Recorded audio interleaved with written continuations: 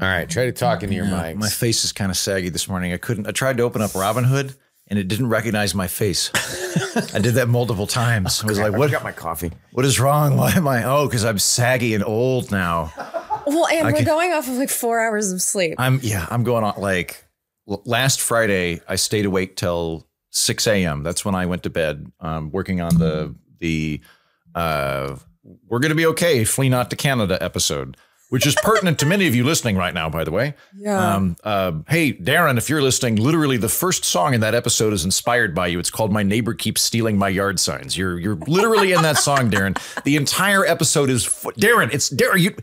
Darren, shut up. Are you listening to me? The episode is for you. Darren, I made an episode for you. And for everybody that is feeling sad or frightened, there's a whole feel good, it's going to be okay episode on the political orphanage. But I stayed awake till 6 a.m. last Friday doing that. And then the last few days I've been working on this musical and then flew to Austin and am now running on reasonably little sleep.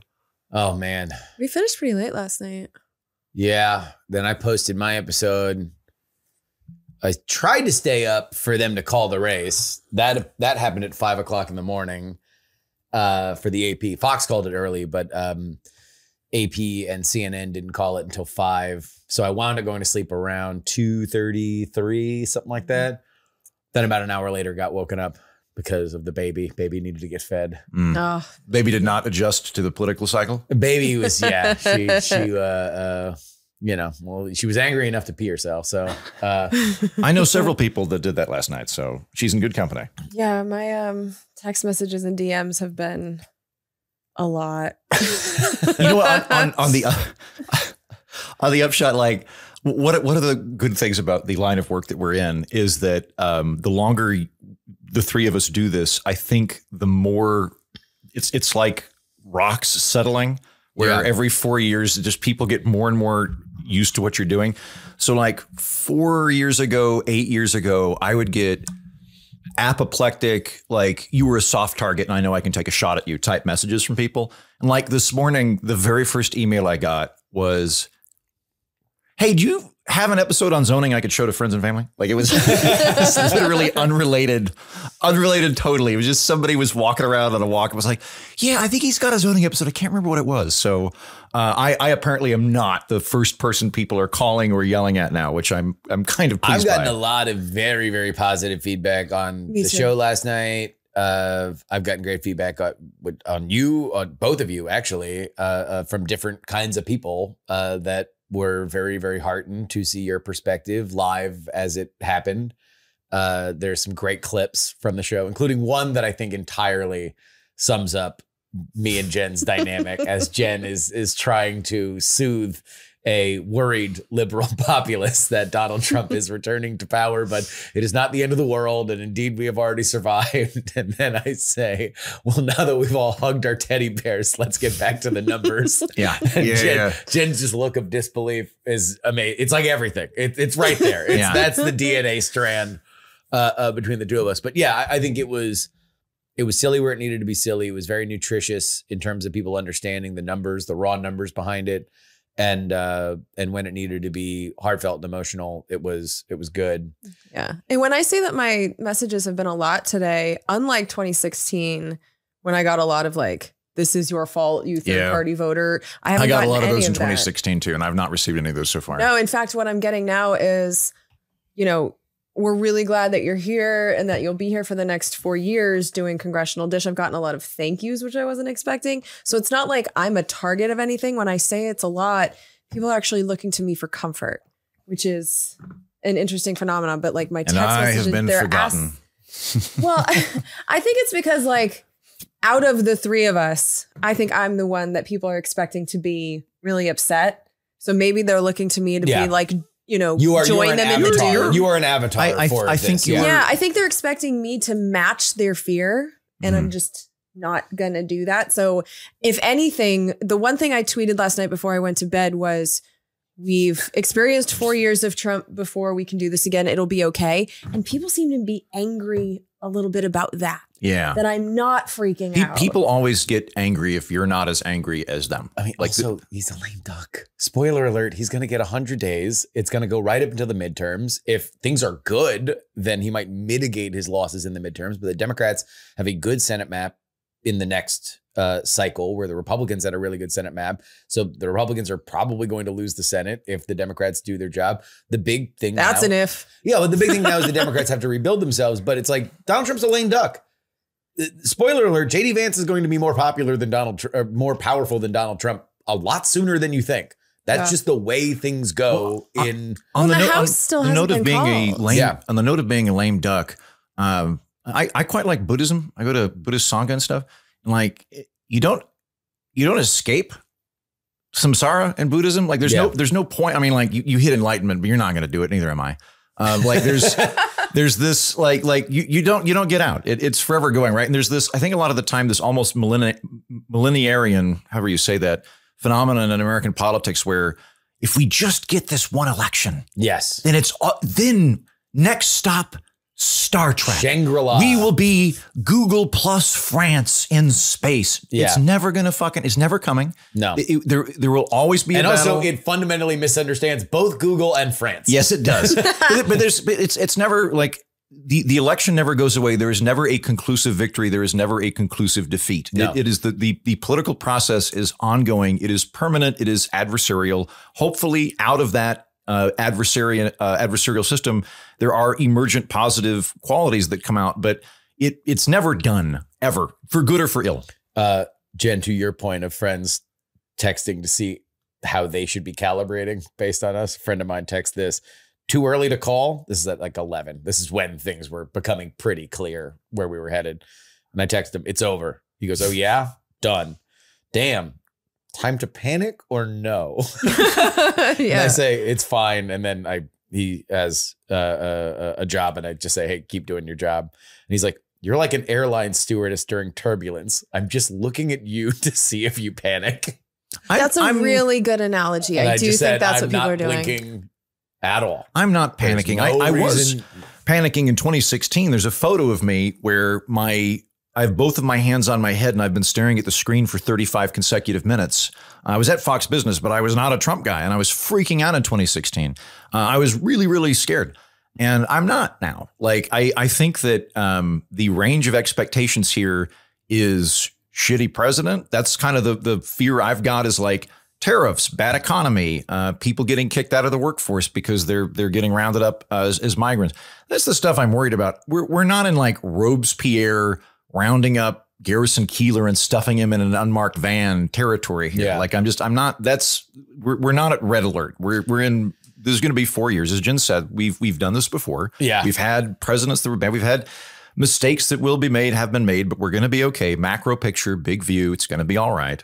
And this episode is going to be a little shaggier. We do not have emails, and we don't have a firm list of things to talk about, but we are going to go through a lot of stuff. Before we do that, though, we have some gifts. We don't have emails, and so I think we have evolved whatever the Southwest stock bit is. We are done with it, but it is apparently not done with us. We getting United stock? No, we did get a stock certificate made out for all of us. Oh, wow. Of one share of Southwest, which apparently also came with paperwork from Southwest that they need to have some information from us. I have no idea what our legal responsibility is for it. I have to do the math in my head of it would be, how long will it take me to do the paperwork to get 1/3? So $10. Like right now, we presently have $10 each of that stock. Look, I'm all for it. If we want to become a activist shareholder minority for Southwest to argue for what we believe are customer-centric reforms and be a thorn in the side of whatever villainous capital firm has taken root inside of it, I am all for it. Dear listeners, don't make us do paperwork. That is all I'm saying. It gets a lot less fun for me if you are asking me to do paperwork. We also got this. Hand these down. I have no idea what these are. These just came in the mail. This feels like the My Pillow that we were given at the RNC. I'm thinking, it was about this quality. I'm thinking a t-shirt, maybe? I don't know.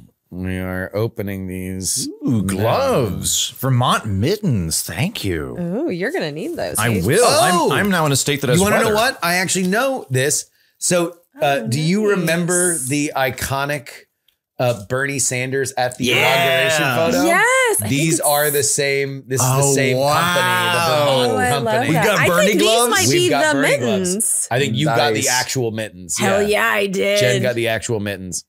Nice. Sweet. Nice. Oh, I like these. Very But excited about this. Thank Eventually, you. it'll get cold in Austin, and we will need mittens. But you're For those 2 days a year, your hands will be plenty warm. No, it gets It freezing gets here. chilly. Mhm, sure.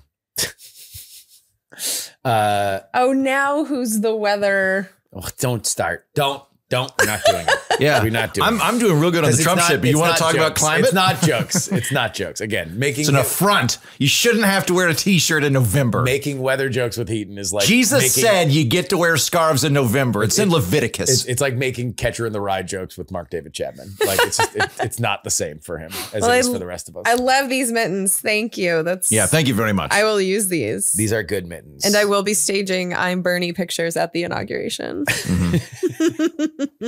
Which I think we should go if we can. I think we should. Just I'll be to out of town. See it. Have fun though. You're If I you know, would we walk should. Wallace while you're there, that would be really helpful. Yeah, man, I would have to start probably booking a venue if we want to do a live show there for the inauguration. It's coming up so soon. This does feel like What the is it? calm. January 5th, 7th?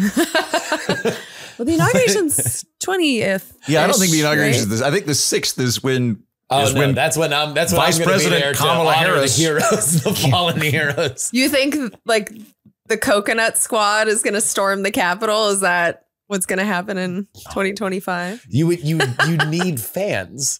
You need That's true. supporters. I think what we found out last night is that there are people that hate Donald Trump. Mhm. There are hardcore Democrats. And when it comes to the K-Hive, A lot of the bees have flown away. We touched on this last night. Kamala Harris will have to certify the vote as the vice president of the United States. Yep. And I would further argue as First time somebody was since Gore that happened. Gore had to certify Bush in 2000, which was particularly painful considering how close that was. Mhm. And then I guess Nixon had to certify Kennedy in 60. And this isn't, I mean, granted, it has been treated as a ceremonial formality for the last 80 years, but it is a constitutional requirement of the office. It's not a thing where like Biden did not have to physically be present at the inauguration for Trump. It is standard to do so, but you don't have to. Trump didn't do it for Biden. Yeah. That's not required for the former president to be, but legally it is required for the vice president to be there, is it not? Like that is a legal mechanism. That is a part of her investiture as running the Senate is to gavel that out. So that's the final duty that she will have running the Senate is to certify that vote, and then everything gets turned over in January. Do you have any tea leaves you've read about the House this morning? Like Kevin McCarthy. I watched. So the quad has been chef's kiss this morning. Do they all look hungover? I gotta say, look, Fox News is like going minute by minute of how long it's been that Kamala hasn't conceded the race, which conceding to Trump a bit rich that he never conceded to Joe Biden. So it's a little rich from Fox News to be like, hour 7 and Kamala Harris has not conceded the race yet. But yeah, she's apparently going to speak right after we are done recording. She is going to speak to the nation, I think like 3 p.m. And the last thing I saw was that she had attempted to reach out to Trump, but they had yet to connect, which is ass covering by her. As far as the House goes, Kevin McCarthy says him reading the tea leaves, he believes that the Republicans are going to keep the House. So it would be a Republican trifecta. A reliable source. I would say as somebody, I mean, he's out of power. I mean, it's just as somebody who knows the races. He's somebody that has counted those votes before. Yeah. I would like to hear it from someone who's a little bit more neutral than Kevin McCarthy. Sure. That's fine. We'll get Was the he a results Republican when or we a get 'em. Democrat? I can't remember. He was the speaker that got thrown out out on his ass in this incredibly chaotic Congress, which was rewarded with a win. Although it might be a slimmer majority. We'll see. We'll see. I don't know. I don't even know. Like in the lame ducks, I always call these the most dangerous times of a Congress because you've just fired people and let them keep their power for 2 months. And so they slip shit into the must sign bills. And we have quite a few. We have 3. We have Farm Bill, although I do think they're going to kick that. Farm Bill, defense authorization, government funding. But like Trump's just going to do what Trump's going to do. I'm not sure how much the law matters. So I don't know. I didn't ever learn how to cover Congress during the first Trump administration. And I just don't feel like I know how to do it in the second. Like I just don't have a plan. You got an idea? Soundtrack? Yakety sax. There you go. Just help. From Austin, Texas, I'm Justin Robert Young. I'm Andrew Heaton. I'm Jen Briney. And we're not wrong on this edition of the program. A lot more of what you just heard. But I just wanted to get the tag out. Yeah. Thank you. Yeah. Yeah. So up late. Let's just start here. What were your expectations going into last night? In your heart of hearts, of course, everybody, it's close. It's never polled this close before. Yada, yada, yada. That was my line. I predicted Trump.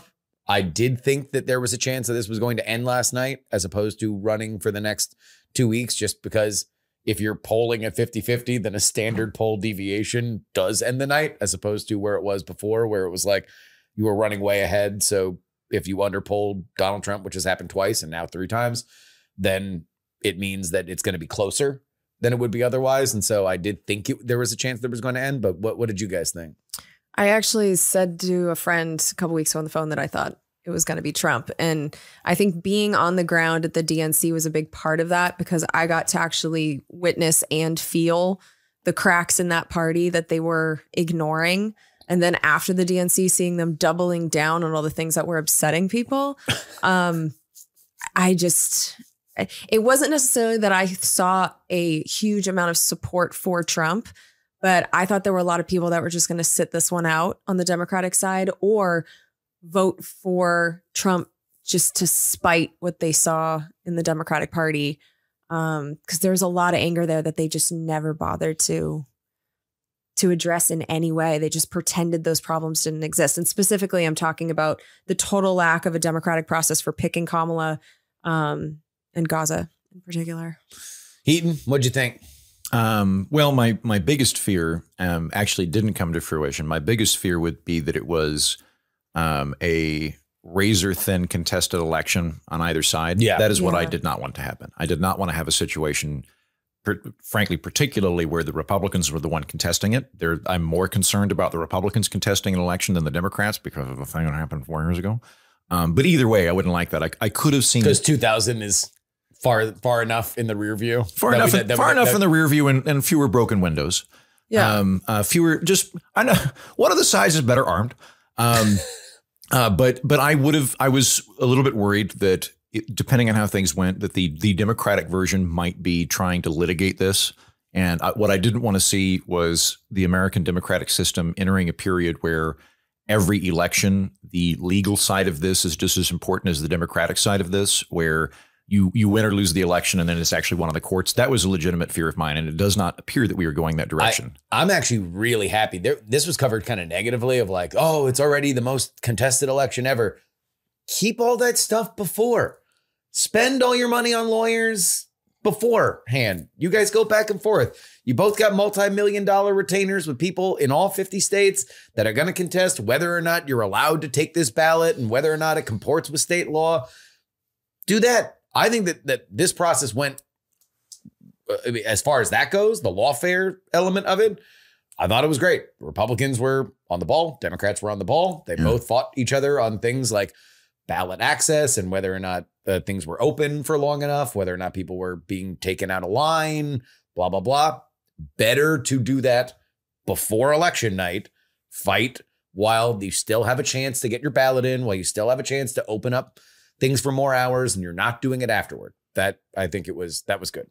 On to follow up on Jen's experience with the Democratic National Committee, I had thought during the Kamala honeymoon phase, Brat summer, or thank God we ended Weekend at Bernie's phase, and everybody was just euphorically relieved that they had a candidate that could walk up and down stairs unassisted.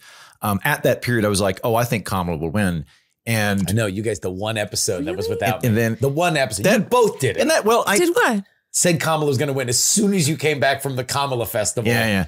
I do think under normal circumstances, or at least through most of our lives, there was a significant amount of voters who are not particularly ideological or policy driven, for whom there is a pendulum effect where just kind of every 4 to 8 years they go, I don't know, I don't like it. Let's just try the other guy. And I thought Kamala would benefit from that, even though she was the incumbent. She was a fresh face that most people didn't know. So I thought she was going to benefit from that. But the closer we got to the election and the more razor thin it got, the more I started going, oh, I'm not sure. I think literally I flipped positions while talking to you on your show, Justin, where like I was just thinking in my head, if I had $30 to bet, how would I bet? And I was like, oh, probably on Trump. And I was like, oh, shit. And then I'll say the other thing. To me, this feels like Diet 2016. That is what this election is. This is Diet 2016. 2016 was full-throated fucking Mountain Dew. This is Diet Mountain Dew. But the moment where I went, oh, huh? What do you mean by that? Okay, so like I'm talking to friends here in Texas, regardless of whether they were for Trump, anti-Trump, whatever, and there was a much higher consensus of Trump's going to win, right? When I was talking to friends in D.C. who were almost, I think, all against Donald Trump, they would go, yeah, Kamala's going to win. Like Trump is so radioactive and unlikable that, Biden was a goner because of all the issues with Biden, but you could put up anybody, a generic Democrat. And like, that's what Kamala is. It's like, he can't get over 38% favorability in the polls. And I was like, that sounds so much to me like how I was talking in 2016. And then the other bit that I think is salient to the national conversation we're about to have is I did 3 weeks ago. I did an episode where I invited guests on to pitch me and other independents and orphans their candidates. So I brought on Austin Peterson, who's a libertarian leaning Republican or Republican leaning libertarian, something like that, to make the case for Donald Trump. I brought on our friend Jeff Maurer, my friend Jeremiah Johnson from the New Liberal podcast to pitch me on Kamala. And I thought they did a great job. I was like, well, they clearly knocked this out of the park policy wise. They did a wonderful job describing why Trump is a bad policy position and explaining the economics of why Kamala is going to be a better, like done and done. Glad I put them second. Democrats need a lot more Jeff Maurers. And but the response that I got and my audience is very polyglot. I'm almost tempted to do an exit poll of my audience to go, who did you support? Who'd you vote for? Because I think it was probably very divided between, I honestly have no idea what the mix is on my show of third party Republican Democrat. I don't know. I think probably everybody was reluctant, but there were a lot of people that wrote in that were like, your friends are so goddamn smug. I hate them. And I was like, oh, and I didn't pick up on that. And that's the exact, and I was a real smug, irritating guy back in 2016. And I kind of course corrected and went, okay, I think I was high-handed. I think I don't think I helped the situation. But I listened to that, watched that, and went, if I'm not picking up on that, I'm not picking up on the smugness overtones that I was more aware of in 2016. That tells me that the Kamala side is missing one of these emotional vectors that's happening. And I think that happened big. Well, that's the word I kept using when people asked me how the DNC was. It was like the arrogance in that room. Oh, it was like, there was they were both celebratory, right? There was the RNC and the DNC, but the RNC felt like an actual party. Like the people there were It was like a family reunion. Yes. It felt in Branson, Missouri. Yes. Yes, it felt very... Where Grandpa just survived a heart attack. And everyone's really excited he's out of the hospital. That one felt authentic to me in the way that the Kamala one didn't. Because I was like, you could hear the chants and the joy and all the bullshit inside the arena while outside in the hallway people were crying. So it was like it was fake. And then even the media row vibes in there with the people... Like the Republicans were so much more approachable for me as a journalist, where the Democrats were just very busy. RNC Media Row. Yeah, RNC, like it was just, I felt like I was a guest at their party, where at the DNC, I felt like I was walking in the halls of power. These people knew they were powerful. They felt like they were going to run the world. I was nothing. Like there was a vibe of arrogance in there that I could not shake the entire time. And I think that probably was a metaphor for how the entire country was feeling about these people. Well, and I think that there's multiple models that you can have. I don't know how many times I'm gonna have to say this every fucking time I talk about this for the next 4 years. I'm not a Trump guy. I didn't support Donald Trump. I'm not pleased. You want to know what? Just try not doing it. Try not doing it. I won't do it anymore. Try not doing it. But in terms of the frameworks that people can adopt right now, the framework that is not helpful, this is not a helpful framework, is America elected Donald Trump because America is stupid, backwards, green-toothed ignorance, misogyny, racism, and sexism. This is not a helpful narrative. I do not think it's an accurate narrative. But on top of that, that narrative that I just said is why people vote for Donald Trump to a great extent. Is when you call people a racist bigot often enough, they go, fuck you, I'm voting for the person you hate because I don't like you. And I have been a part of that in the past. I'm telling you, it's not a helpful thing to do. The one that I think is pretty helpful right now is there's a big divide between people that have college degrees for whom the economy is going well and people who don't have college degrees who are struggling. That is a very, very big divide in our country.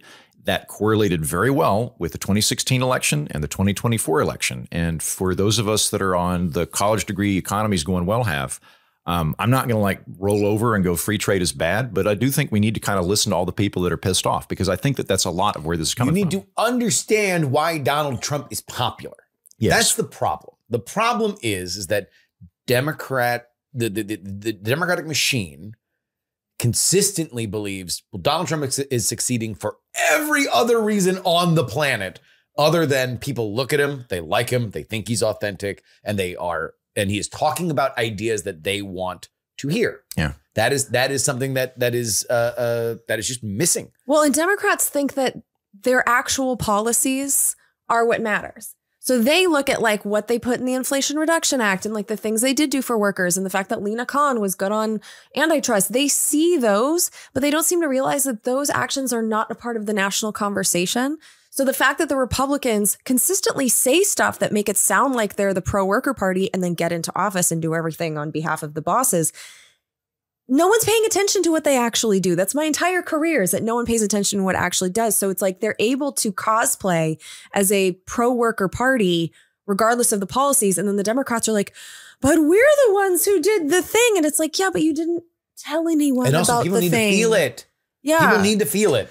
Like, I don't care what you did. Look, you want a uniting factor? You want to unite America? Democrats. Everybody who's pissed off about this election, I got 3 words for you. Let's go, Brandon. Torch Biden. He was a bad president and he did a bad job and he should feel bad about it. That was reflective in all of the surveys that came out. You don't need to defend him anymore. You don't need to defend Kamala Harris. You don't need to defend Joe Biden. Just say what everybody in America, if you look at those arrows that are pointing right on the New York Times map that led to the election last night, it is because Joe Biden was an unpopular president that had a terrible approval rating and was looked at. It was a 30-60 right track, wrong track. And that's what, like, when we're in the last stages of this thing and we're talking about, oh, did Donald Trump say that Liz Cheney should be shot? And Tony Hinchcliffe's jokes ruining America. We'll be right back.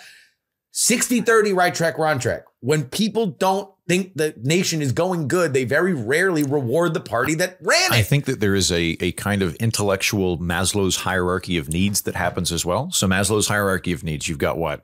Food, shelter, and then you've got actualization. Yeah. So you've got your material concerns. And once your material concerns are met, then it's about creative fulfillment and things like that. And so folks like us, or at least that are in the chattering class of which we are a part, that are, driving around in Uber going, you shouldn't vote for Trump. You should vote for Kamala because Trump, he erodes norms. He erodes norms, you see. And also it's very, drop me off right here. It's very, thank you, it's very important here. So hold on, let me finish this. You want to have an independent Fed.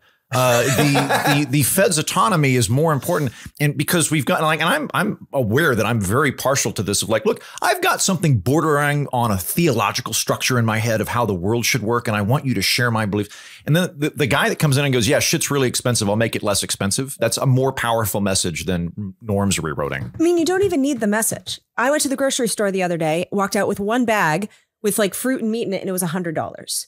Like, that's the message. Yeah. That's what people are upset about. And that is not. And by the way, take away Trump. It's punishing the guy that it happened under. Yeah. And it's also the fact that every time that people said, wow, these things are expensive, for 2 years, what did we get?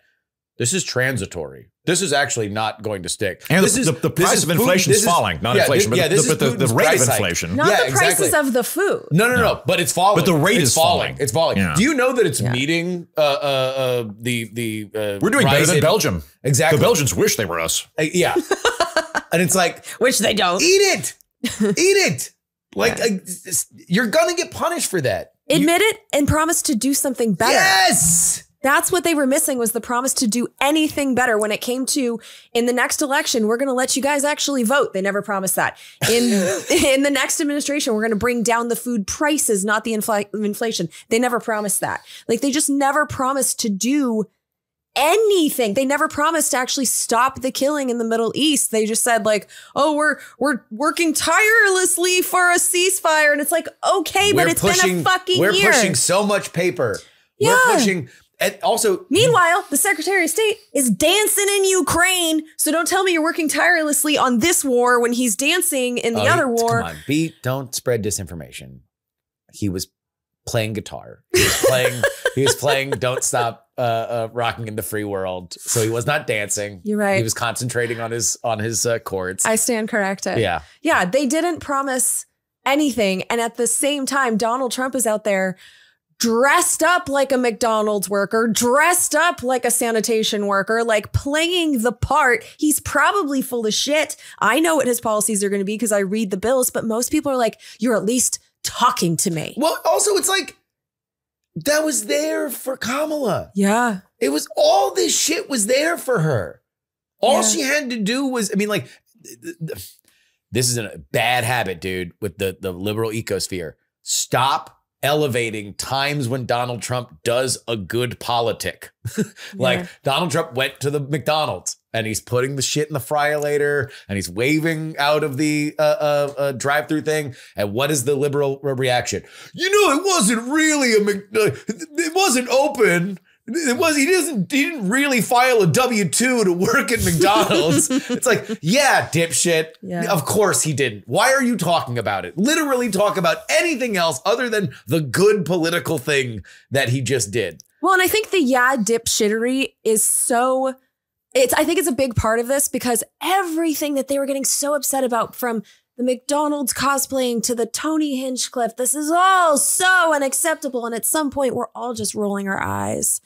Like, none of us were feeling it. Yeah. I mean, like, what? Tony Hinchcliffe. Do you know this really popular, like at the peak of his powers guy that talks to a demographic that we're desperately trying to appeal to? Fuck him. He's a racist. He's an awful racist. And also, we're going to totally bring attention to the fact that Donald Trump sold out Madison Square Garden. He had people hanging from the rafters in Madison Square Garden. We're going to bring more attention to that.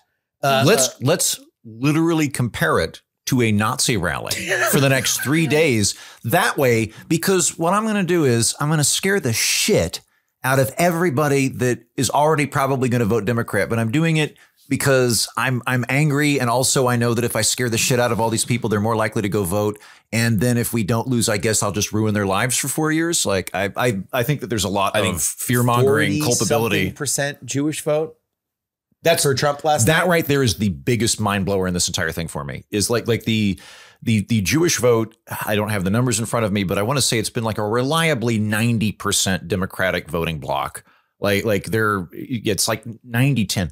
40% Republican is insane. Carol Moskowitz was on PX3 and said, from her perspective, I think Trump had ticked up the Jewish vote in 2020, but it had gotten to like 18 or something like that.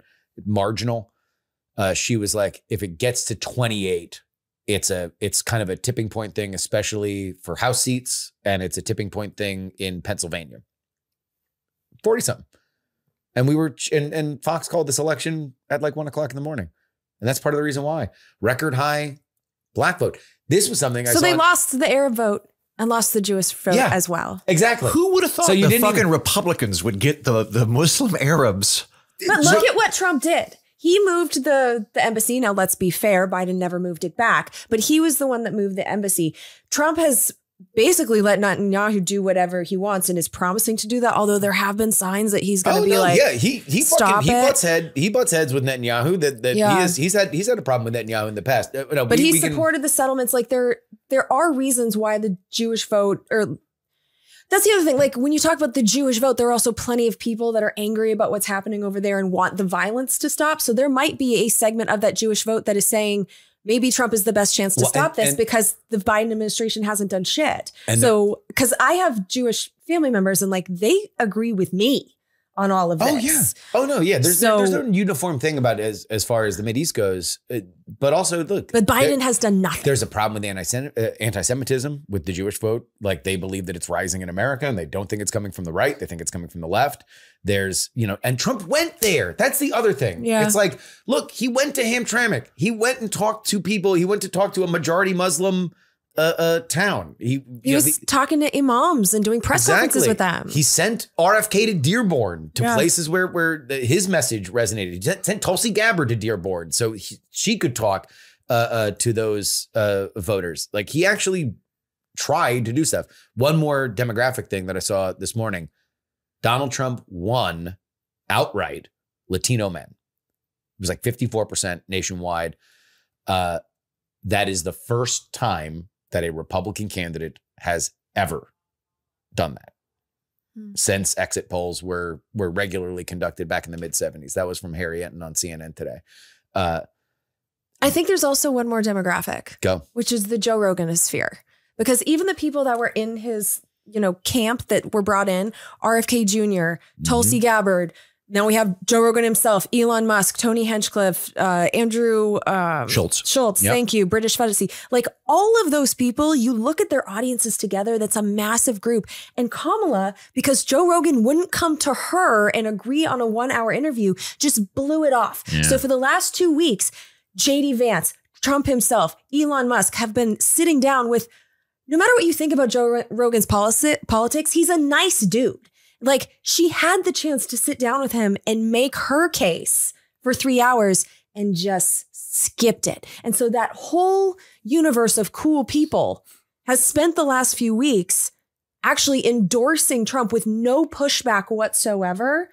And now these people that like, I listened to Tulsi Gabbard. She sounds generally pretty reasonable on Joe's show. Like she might be involved in this administration, RFK Jr. Like, if you are someone who, and like Joe Rogan has 14 million Twitter followers, God only knows between YouTube and Spotify how many people. 30 million is the estimated number that I've seen. Massive. There's no fucking rally that you can do that's going to reach 30 million people and actually get your policies across. And she skipped it. Yeah. She skipped it.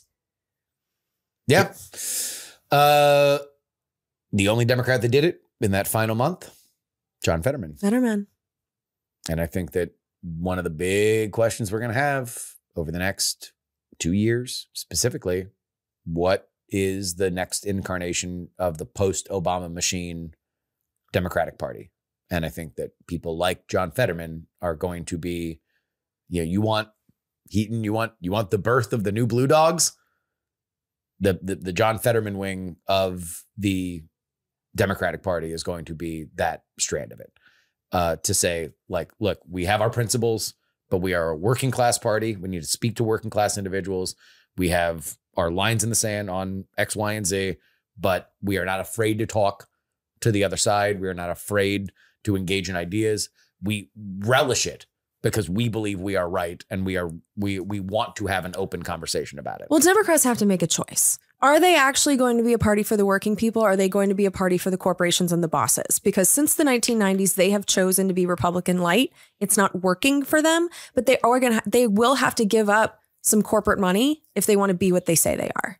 And so far, that was a rich part of this, the end of this campaign, where Democrats wailing about like Elon Musk. Do you know how much money Elon Musk is spending in Pennsylvania? It's like, you guys raised $2 billion. The breakdown of $2 billion. The breakdown of billionaires this time around was, I'm going to be correct within maybe 6 points here. 53 billionaires supported Donald Trump. 84 billionaires supported Kamala Harris. Like you were doing fine on money. In terms of like economic allocation, like the Goldman Sachs, all of the companies like that were supporting Kamala Harris. Like corporate America was on the side of Kamala Harris. Most of Wall Street was. When you look at the donations of people that live in Connecticut, that work in hedge funds, neighborhoods associated with hedge funds, those donations were going Democrat. So it was not a situation where the rich people were lining up behind Donald Trump. I realized, and workers are not stupid. Like, one of the chants you always hear at these protests and at labor unions is, whose side are you on? They know exactly whose side you're on if you're taking money from the people that are holding down your wages. They know. And let's not forget that Biden broke the railroad worker strike. So he snubbed workers. And like, I don't think people forget. Then he was Union Joe. Like, the Teamsters said they didn't endorse Kamala. And the head of the Teamsters said if Joe Biden was still the president, we probably would have endorsed Joe Biden. Can I ask a question I've been dying to ask now, Justin? Sure. If Biden hadn't dropped out, would he have done better than Kamala Harris? Would he have done better? As in, they lost by 0.5 points as opposed to 1.3. Honestly, run it through. I don't know. I'll probably get yelled at by people, but I tend to believe that a lot of his cratering in the polls that happened right before he got run out of town was a bunch of leaners, Democratic leaners, that were just disgusted by his performance. But like, if they were told, shut up and hold your nose and vote, they probably still would have. And look, we're looking at Kamala Harris underperforming Joe Biden by like 2 million votes in 2020. What would Joe Biden have done? I mean, would he have underperformed his own performance by 3 million? Maybe, but I don't know if it materially would have been all that different. Because Kamala, in a lot of ways, was punished for being a part of the Biden administration. Yeah. She wasn't random. So it's like, in Michigan, people are upset about what the Biden administration was doing. Biden is the commander in chief. He's the one sending the weapons.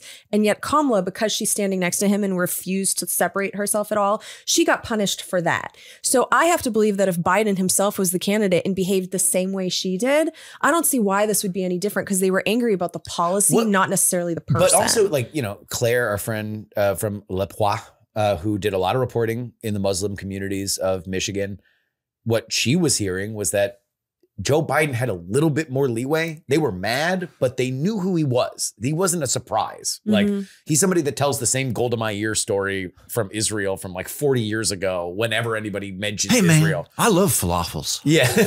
Like, so it's like, he's said he's the proud Zionist. Like, it wasn't a shock when he's like, oh, I am supporting things that they don't believe in. So it's like, they weren't happy about it, but they weren't betrayed. They felt betrayed by Kamala because they believed that, and this was part of the Biden administration, that they were using Kamala as the fig leaf of like, oh, well, Joe Biden's doing this, but then Kamala's saying, oh, we really need, the Israelis, they really are, this is a problem, blah, blah, blah. And so they thought when she was in charge that she really believed it. She didn't. No one knows what she believes. And so they felt betrayed. So she might have been punished more. To answer your question, nobody knows. You can't prove a negative, but I don't know if it would have been that much different. Yeah. We'll see maybe in the Senate. Like, that was where ultimately the line was drawn, was that you started to see these Senate seats, their internal polling were like, all right, Biden's dragging us down. So, right now it does look like Tammy Baldwin might survive in Wisconsin. All these races in the Rust Belt are running really, really close in the Senate. So, we'll see if they get away with only losing 2 of those seats or 1 of those seats. Then, if it's below 60, which it's going to be, doesn't really change what they can accomplish. Well, it changes how much the Democrats have a chance to eat back into it next cycle. That's yes, really for the sure. question. But like right now, I'm kind of thinking like, what do the next 4 years look like? Yeah. And the fact that the Republicans have 51, well, 2 but years. less than 60, like, yeah, 2 years, right? But just the fact that like, one of the things that we never talk about in elections and we really need to is committee chairmanships, who controls those, because that also means what do you get investigated. And so the Senate is already gone. I would like for there to be some kind of oversight done in the House, but the Senate's already gone. So the fact that like, no matter how many more seats they pick up, they're not going to get a filibuster proof majority. That would have been the nightmare scenario where the Republicans have presidency, House, and filibuster proof majority in the Senate. That would have let them do whatever the hell they want. We are not in that scenario. So I think we're all anxiously waiting on the House. And I think that's really the most important thing from here on forward to be watching. Do we want to move on then to discussing what we think the... Everybody, Yeah. patreon.com/we're not wrong is where you go to support this show. You always get a bonus episode. No idea what it's going to be about this week. We'll figure it out, but it's going to be great. And you're really going to want to have it. Patreon.com/we're not wrong. Jen, you wanted to talk about some real world things that may or may not happen. This is largely guided by some of the feedback that you have gotten over the last 24 hours. Yes, I have found that people are reaching out to me for comfort. And one thing that I think would be helpful based on my own interactions with some people that I love is there is a lot of, I don't know if it's a lot of people, but I know that the people that have reached out to me are feeling a lot of fear. I've seen some pretty extreme reactions to a second Trump presidency. And so I would like us to do an exercise that I think could help all of us. I know it'll help me, but I would like to list all of the things that we have either heard people are afraid of or we're told we're going to happen with the Trump administration. Like, let's list all of the worst case scenarios. Yeah. And I'm going to write them down and then we're going to go one by one and analyze, A, is this possible? B, is this likely? Okay. And see what our actual threats are. And that way, as we move forward, if we're going to mobilize, we can kind of look at, you know, what's actually a danger to us personally, what's a danger to people we love, and what has been completely overblown and we don't really have to worry about. Sounds good. I like this. Yeah. So I have a list just from this morning that I've already started. So one of the things, obviously, we've been told that we are now a dictatorship. Okay. So I think we needed to analyze that. I also heard from a few people that are concerned that their healthcare is going to get significantly worse, that there's going to be more powers for the insurance companies to deny people care, especially pre-existing conditions. I've heard that JFK Jr. being in charge in any way of any health regulatory agencies is really bad because he's an anti-vaxxer. I've heard people are concerned about the $2 trillion in cuts that have been promised, particularly by Elon Musk. People are definitely concerned about the mass deportations. People are concerned about deregulation in general. And I'm going to put kind of like clean air and water in that category because of the drill baby drill promises and the impending nuclear war because Trump is such a psycho. I mean, what else do you think could happen? Well, I mean, like the worst case scenarios. Do we want to? I mean, I think that's a good list. Do we want to Can I go one just by one? go through? May I take the first whack at let's this? just make sure we have everything. Like I want to do like all the doom and gloom. Let's put it on the list and we'll go through it all. Add in the economy and tariffs because that's actually the Okay. thing I'm most worried about. And what about you, Justin? Is there anything else that you've heard? I mean, that I've heard that people are afraid of, even if you're not. No, that's pretty much it. Okay. Those are the major food groups that I've gotten. Okay, so should we just go in order that I listed them, or Sure. So let's start with dictatorship. I, for one, welcome the great leader, the all-powerful orange. Yeah. Okay. Yeah. Let me take a whack at this. Like, we're not in Robespierre territory. There's all sorts of character flaws that are, I think, spell it out for the dumbs, Frazier. Yeah, I don't know what Robespierre is. I'm the dumb. Spell it out for your dumb. We don't have a literal capital F fascist who's about to round up dissident media people and send them to a re-education camp in Iowa. That's not happening. How do you know? because we've done this for 4 years previously.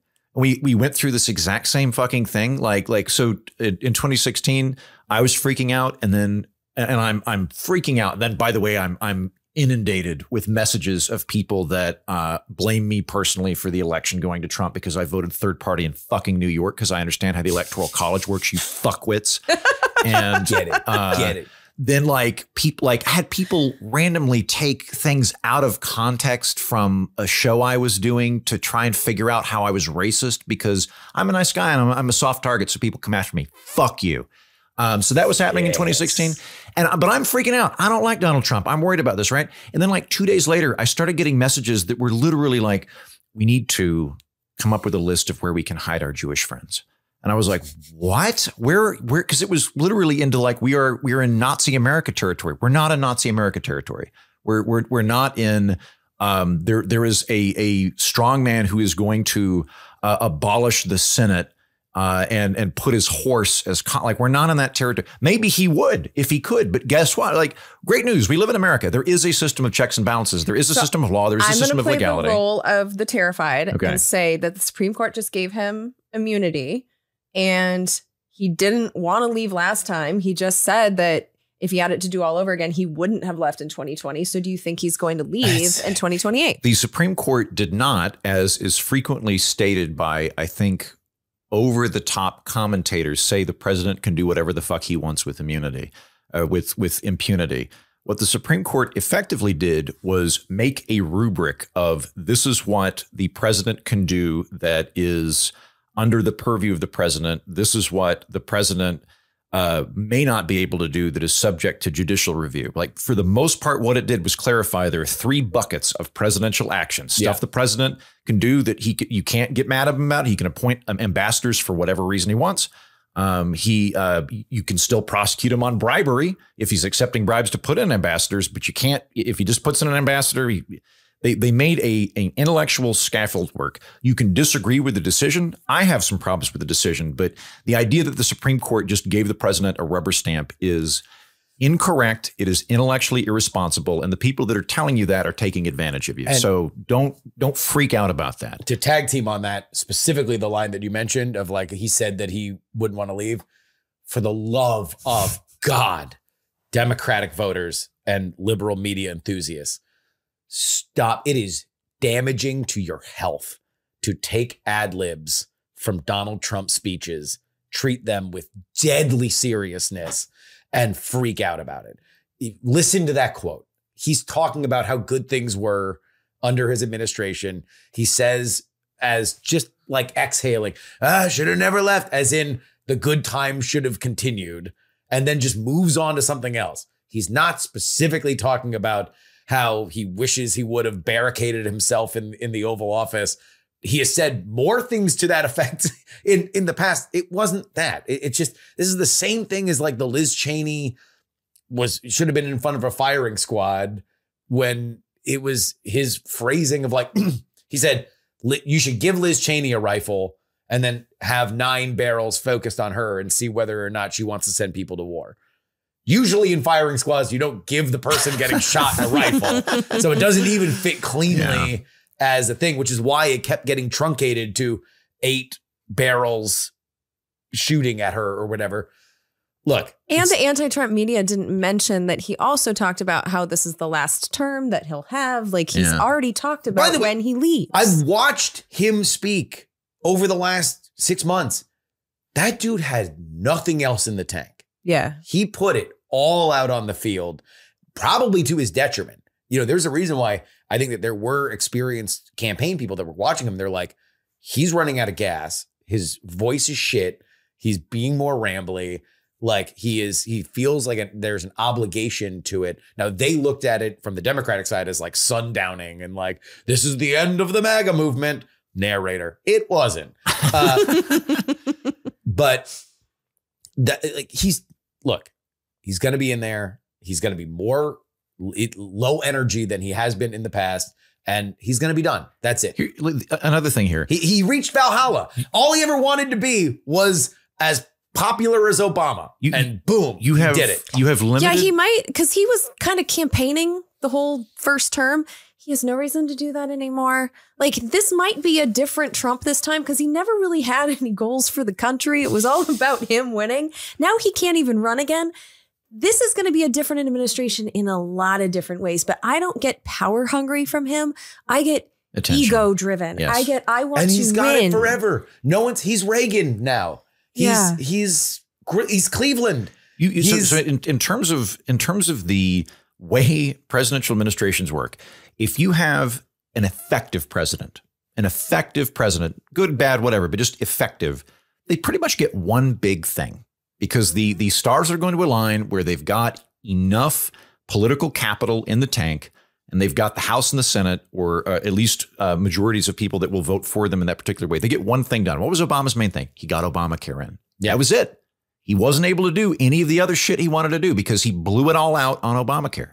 I would say with Trump, like tax cuts and Supreme Court justices are what he got done, right? A mind-bogglingly effective president gets maybe two things. Yeah. And then like Biden got one thing, like he got the Infrastructure Act, right? Trump's going to get one thing probably. And then once the 100 days are up, we're in the midterms. Usually you don't get that. The Senate and the House goes Democrat. Like you're not. And then another thing to add to this too, like the whole dictator thing. We're having a fairly open conversation about our problems with Donald Trump, or at least we've done that previously. I am not worried about reprisals from Donald Trump, and I'm a coward.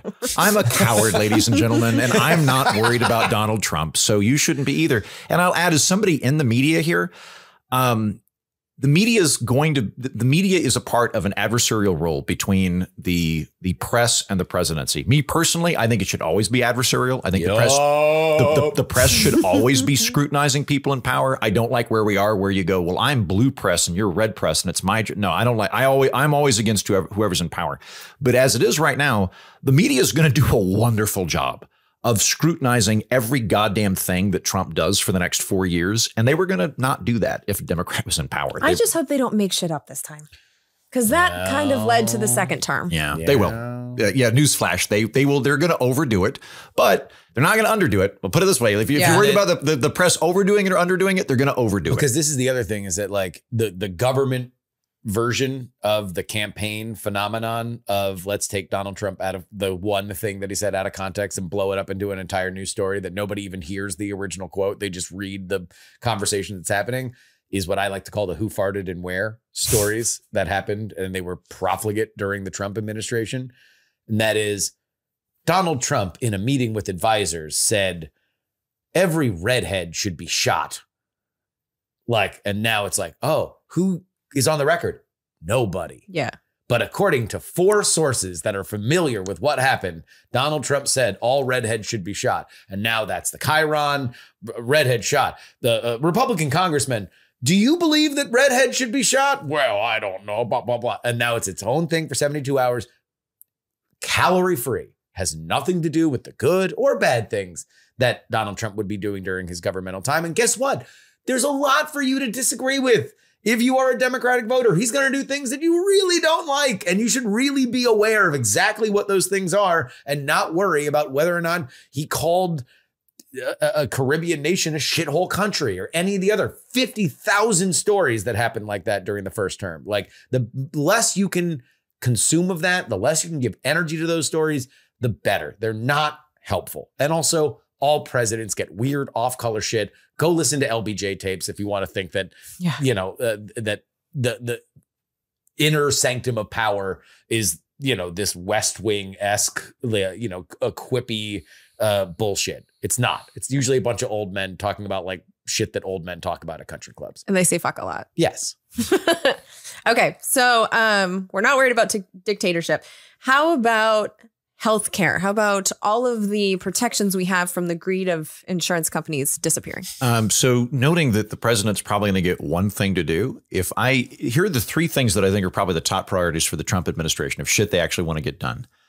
The Trump tax cuts are going to expire in 2025. That's going to be a top priority for the Trump administration. So tax cuts, I think that's probably something that they're going to expend social capital on. They're going to make the Trump tax cuts permanent. Yep. What are the 2 in terms of trying to sift through the it's not really word salad. It's more of like word shotgun, trying to sift through the word shotgun, the word fire hose of Trump and Vance over the last 8 months. What have they talked about?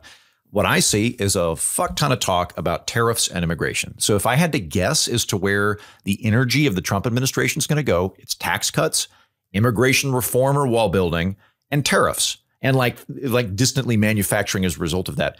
Healthcare's not been a big priority for them this time. Are they going to tinker with it? Yeah. Is it going to be central? Is it around the edges? Probably around the edges. Healthcare is a massively complicated fuck cluster in the United States.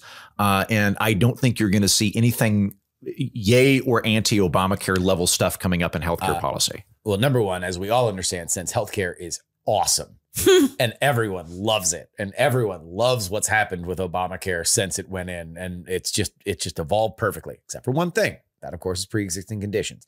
Donald Trump has said that that's not going to be touched. He didn't try to touch it during the first term. Even that's a part of the reason. He did. Well, the repeal and replace effort was real, but they also were delivered a massive fail. They're not going to try and do that fight all over again. And if anything, where I think the difference is now that we are 8 years into the populist MAGA movement, what I would say is more likely than the kind of corporate rejiggering that they were going to do with repeal and replace initially, which would have been, one oligopoly swapped for another version of an oligopoly with the insurance companies, is there's probably more people that are willing to take the fight to insurance companies themselves in this makeup, both with Democrats and Republicans that largely make a lot of their money directly from small dollar donations.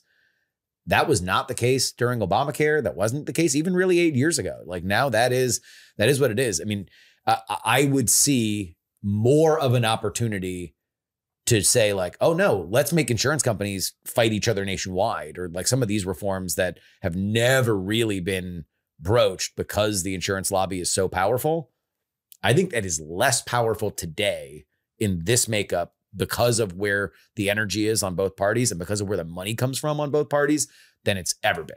Well, and I can be more specific about that. Healthcare is the one area where I actually have some hope for the next few years, because there have been investigations. I did one episode on it, but there has been quite a few hearings after I did it about pharmacy benefit managers.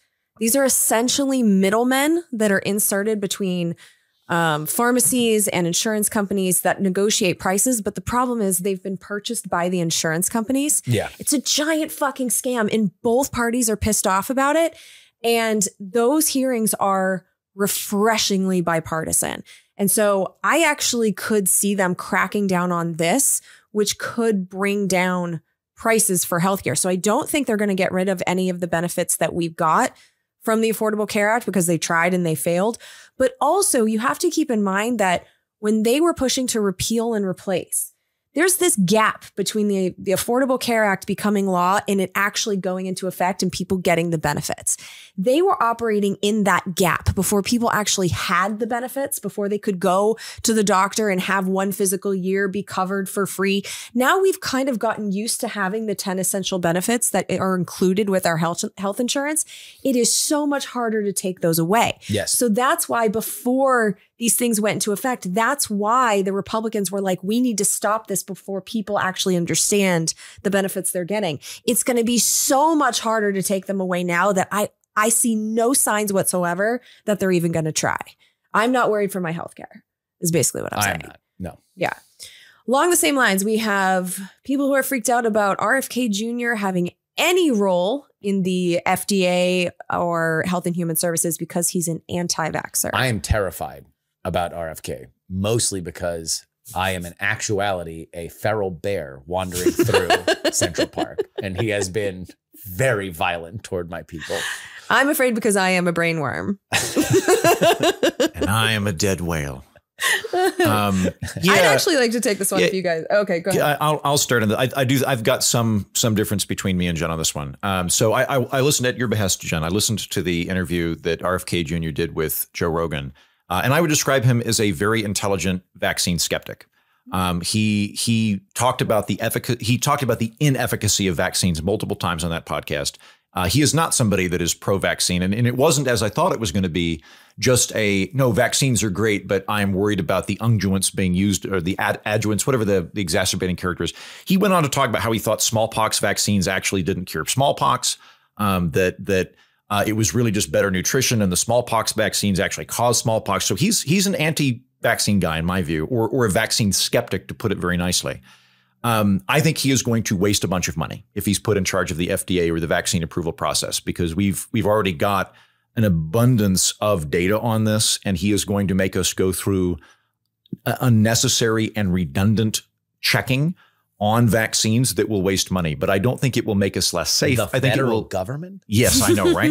I think it will end up spending money needlessly that could go elsewhere. So it's going to be an issue of allocation of resources and wasting of resources. But the idea that we're not going to have vaccines anymore, or that like smallpox is going to come back, that's overblown. It's just going to be expensive. I mean, also, I think that vaccines are only really valuable when you have enough buy-in. And obviously there are different philosophies as to do that, up to and including legally mandating them. If a vaccine skeptic is part of the process and then it gets approved by the FDA and it's said, and RFK is like, I checked it, it's okay. Like, yeah. Then maybe it creates a little bit more trust from low trust individuals. Which is something that we're lacking right now. Yeah. For good reason. Yeah. Absolutely. And that's excellent points. I agree with both of them. He's also promising to bring in the perspectives of people like Casey and Callie Means and the guy that owns Ways to Well, where they're talking about preventing diseases largely coming from our food and drug supply. Because, you know, as they pointed out in this hearing that I'll be airing on Congressional Dish soon, like if you get Fruit Loops in Europe, they're slightly different colors because they color them with like beet juice and things that are natural. Here, they use these chemicals that we know are linked to cancer. Like our FDA is not protecting us. Like basically they can use a chemical as long as they want until it's proven unsafe, where it's the opposite in other parts of the world where you can't use something until you prove that it's safe. I think RFK Jr. bringing in these particular people to talk to Trump, I think this could be really good for our health system. I'm actually really excited that these people have Trump's ear, because this is something I've been worried about for a long time since I've started checking the back of boxes. Like, you know, Joe asked me for granola bars. And so I went to Whole Foods and I was there for 15 minutes reading the back of boxes until I found one that was real food. And I don't feel the need to do that in other countries.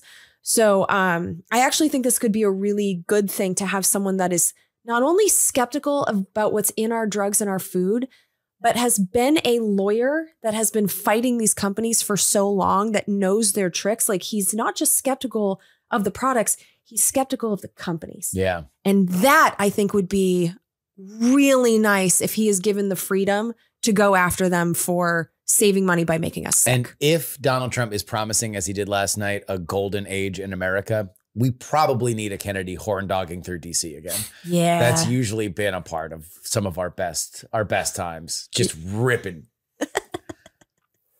Plus, I like Cheryl Hines. Oh, If she's still sticking around. I don't know. Cheryl's. Where's Melania, by the way? Was she on the stage last night, or is she just like, I'm not doing this anymore? I saw pictures of her. Yeah. She's around. Yeah. Okay. Yeah, I hope she's not crying again. She was at the MSG rally. Okay. I hope things go better for her in the second term. I think she's just going to stay in New York. I think she should. I think she's just Barron's in high school, you know. I know. Yeah. I think he graduated. Yeah, Barron's pretty old now. And they still protect he's old enough him to from vote, the because media. I saw a picture of him voting. So he's 21 at least. Or no, 18, sorry. 18, yeah. I am pretty impressed with how they've protected that kid, because he's really he apparently directed the he was the one that was pointing out all the podcasts that Trump needed to go on. He was the one that was like, right. Theo Vaughn, Flagrant 2. Oh, I forgot about Theo Vaughn. Yeah. Yeah, Barron's right. Got to hand it to him. I mean, he's going to be a great 54th president. Just to go back to that, like JD Vance, and I think we talked about this last night. JD Vance was the arc of disproving the mainstream media stuff. That it starts out with like, oh, look at all these things that JD Vance has said, crazy cat ladies and F the couch and blah, blah, blah. What a weirdo, Christian nationalist.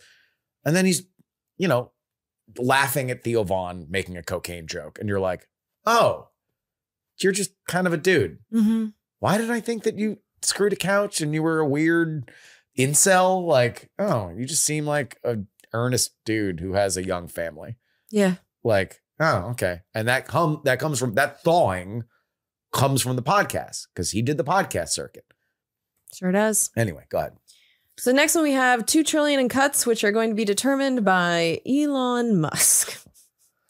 I will say ideologically, and this is stuff that I have heard, and I know Andrew has heard, ideologically, there are people inside the Trump administration that are like, this is our once in a generation moment, especially now with a mandate at their back, to chainsaw through bureaucracy. That this is a moment in time that they desperately want to be put in charge of massive arms of the American bureaucracy and sundown them. Just like swaths of the government. They want to fire people. They want to make them redundant. Now, whether or not they can do it, whether or not their desire is going to meet their ability to do it, I think that the American bureaucracy has been very resistant, very effective at self-propagating throughout history. I do think that there are ideological people inside the Trump administration that feel entitled and emboldened to say, we are going to make America, from their perspective, more efficient. You are going to get a better reaction from your government by cutting things down, and we can make things less expensive so you can start to pay down the debt. That's their perspective. Obviously, we're talking about real people, real jobs. We're talking about, where Heaton lives now in DC. A lot of those people work for the federal government. They're not going to be pleased with it. But I do believe that there are ideological forces inside the incoming Trump administration that do want to drastically slash things. Yeah. Two things in terms of the cuts. I think that Trump's going to try to reinstitute the Trump tax cuts. I am worried about that because I'm very worried about the deficit. And I don't think we should be cutting taxes while we are running a massive deficit. We now have interest rates exceeding the defense budget, which is fucking insane. I want to repeat that. That's fucking insane that we're doing. Just money we hand to the banks. Yes. And it's crowding out spending that could go to other things. And it's crowding out spending that could go to grow to the economy. There's a lot, like even if we're not approaching the debt cliff, which probably won't happen for another 20, 30 years before we go Vermont Republic. The crowd out factor of money that could either go to government programs or alternately just grow the economy and make everybody wealthier. That's going to be more and more going towards interest payments. So I am not in favor of the tax cuts because I think they're going to militate against the deficit. That being said, cutting the government, yay. I think I want the government to work well. I want it to be effective. I want it to be competent. And one of the ways you do that is by having it focus on the shit we actually want the government to do, rather than having it be a giant morass of sclerotic and ineffective programs. And the American federal government is full of inefficiencies. We've been doing this program for 3 years. Very rarely do we talk about like, man, that's a shining beacon of efficiency over there. There's a lot of inefficiencies in it. Elon Musk specifically, if we want to focus on him, is there in effect in an advisory capacity. The president does not have the ability to go in and cut programs. What the president can do is staffing. What the president can do is allocating budgets that have been designated to the president within a congressional framework. So if Congress says the Department of Energy gets $80 million, the president can maybe allocate it within that agency if it's not already been allocated by Congress, which can already, Jen can fill me in on this, but Congress will go, we're giving $20 million to the Department of Energy specifically for regulating nuclear energy. We're going to give $40 million to the Department of Energy in general. Well, the $40 million general spending, that's something that the president has latitude on because it's within the executive branch. But for the most part, though, Congress outlines where the money is going and what specific stuff it's going to be going there. it's going to be spent on. The president has discretion in terms of staffing and in terms of limited amount of allocation. That's what Elon Musk is going to be advising the president on. The likelihood, in my opinion, that Elon Musk is going to be hanging out with Donald Trump as a member of the administration by the end of the administration is about 5%, because his turnover is so incredibly high that I don't think he's going to be. He did make it an entire presidential cycle without firing his campaign staff. Yeah. Which was rare for him. He has not done that in the previous 2 times. He did, but Elon also has an ego. Like, I think those two are going to butt heads eventually. Like, did you hear the story about how Elon left the Super Bowl and went to Twitter because he was pissed off that President Biden's tweets were getting more views than his? Yes. Like, this guy is just as insecure as Trump is. So at some point, it's going to come to a head. Andrew, I think you hit the nail on the head. Cuts and spending are determined by Congress. So we still don't know who is in control of the House, but no matter what, there is not a filibuster-proof majority in the Senate. There is going to be some protection from... Because like when you think about what we actually spend our money on, a lot of it is Medicare, Medicaid, food stamps. The majority of it is Medicare and Medicaid. Yeah. By an overwhelming amount. And half of our discretionary now is war. I would love to see some cuts in that department. But that's Congress's purview. So this is another thing where Trump is promising things that he doesn't have the power to do. One thing I think that they probably will try to push through, and I don't know the specific mechanics on this, but some of the ideologues that Justin's referring to that I've spoken to, is there's some mechanism of whether federal employees are at will or they are, you can only fire them with just cause. And I don't remember the specifics to this, but that is something that they are going in with a plan. Yeah. So what you are likely to see is making it easier to fire federal employees, which, by the way, I'm fine with, because the point of federal employees, the point of the government is to help the American people and do the things we want. It's not to provide jobs. So if there's if there's an efficiency that needs to be built into it, my priority is for the money to be effective rather than for make work programs. Well, so that's the rub. If he is going to be firing people who are like overseeing corporations that are polluting air and water, like that's... Well, hold on. Let's kind of separate. There's two things, right? I think Elon is going to look at a couple spreadsheets a few times and say, like, I think it's over here, Donald. And that'll be that. I don't think that the thing that Elon Musk, I think, is way more interested in, quite possibly to the point that he wanted to move to Pennsylvania for 2 months and give $1 million away to people that signed a pledge, is not anything to do with government efficiency or even necessarily his belief in the MAGA movement. Tariffs on batteries? He wants to go to Mars. AI, yeah. He is now, right now, today, the most powerful voice from inside that industry on AI. He has maybe the 7th most popular product. I can tell you with authority that it is terrifying for some of the people that are at the top of that industry, up to and including OpenAI, a company that he helped found, that he hates the CEO of. And well, he's one of the, it's going to kill us all, we need to regulate it guys, isn't he? Is he not one of the people that's saying that we need to worry about this? We need the government to intervene. Until he was able to make money from it. We'll see. Yeah, no, he hates OpenAI. I think OpenAI is very worried about now that he is going to be the voice inside of Donald Trump's head on that factor. But if you believe that AI is going to be a gigantic pillar of our economy,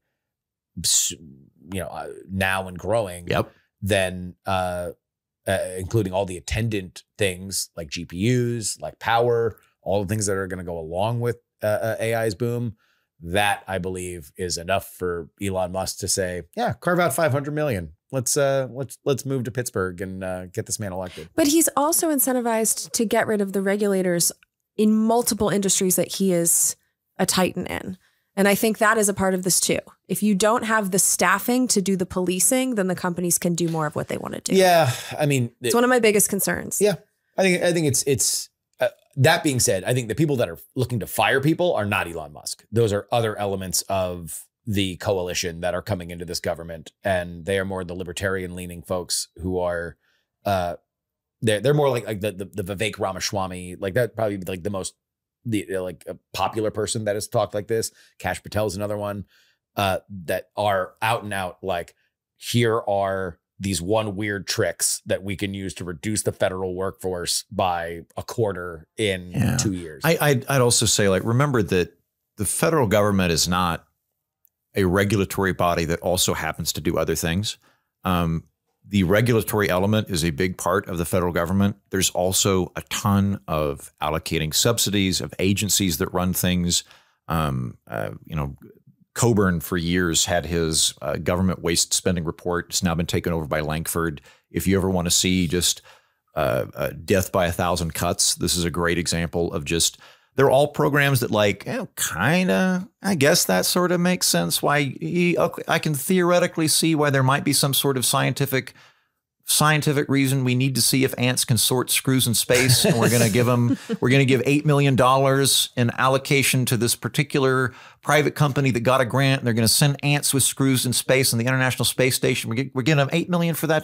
But then you start adding it up, and you're like, oh, so that's like $16 billion on little programs like that we've added up. You're going to see a lot of those. Hopefully, they get cut, not because they're necessarily bad, but because that kind of thing maybe shouldn't be on the taxpayer bill. That should be something that the private sector is investing in as opposed to taxes. The other thing, if I was going to pick something that I think that they're probably going to go after, my guess is that you're more likely to see a situation where the Department of Education gets gutted and becomes a advisory body and an informational body, as opposed to a program administrator, and education becomes once again largely a state-based activity. There are no doubt regulators that they're going to want to boot kick. I don't want to indicate that there's going to be no decline in regulation, but my suspicion is that you're going to see programs and agencies that have a lot of kind of benignly intended, but dubiously outcome situations that are going to get scrutinized. There's an afuera gang that is right now at the doorstep. Yeah.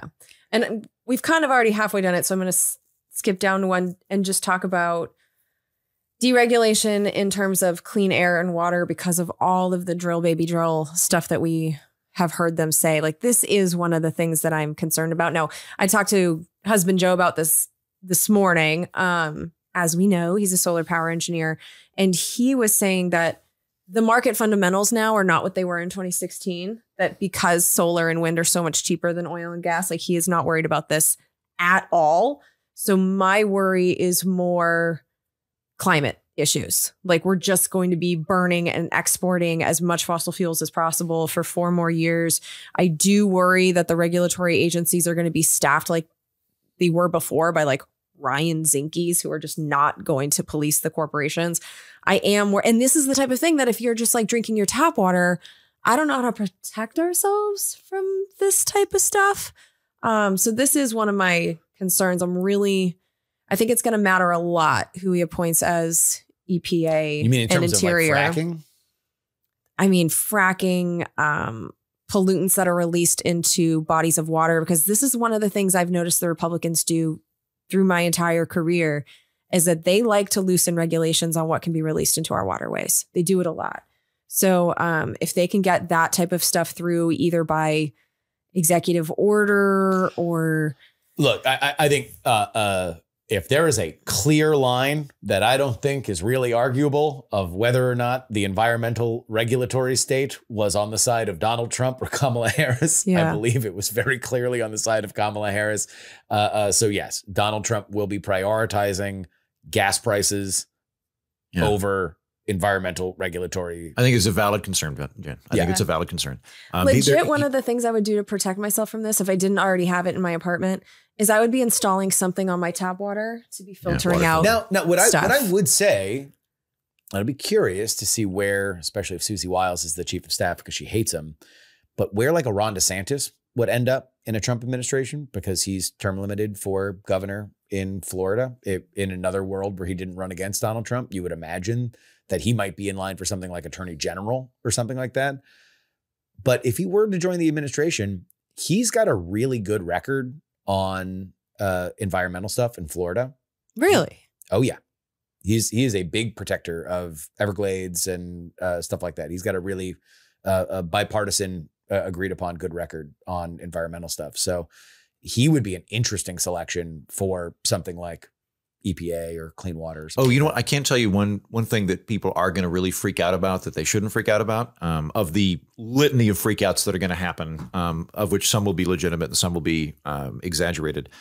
This happens every time a Republican comes into office, is the Department of the Interior goes back to managing resources instead of becoming an environmentalist organization. The Department of the Interior was founded as a way of managing resources for ranchers, large public land that was owned by the federal government that was rented out to ranchers for grazing. That's why the Department of the Interior exists.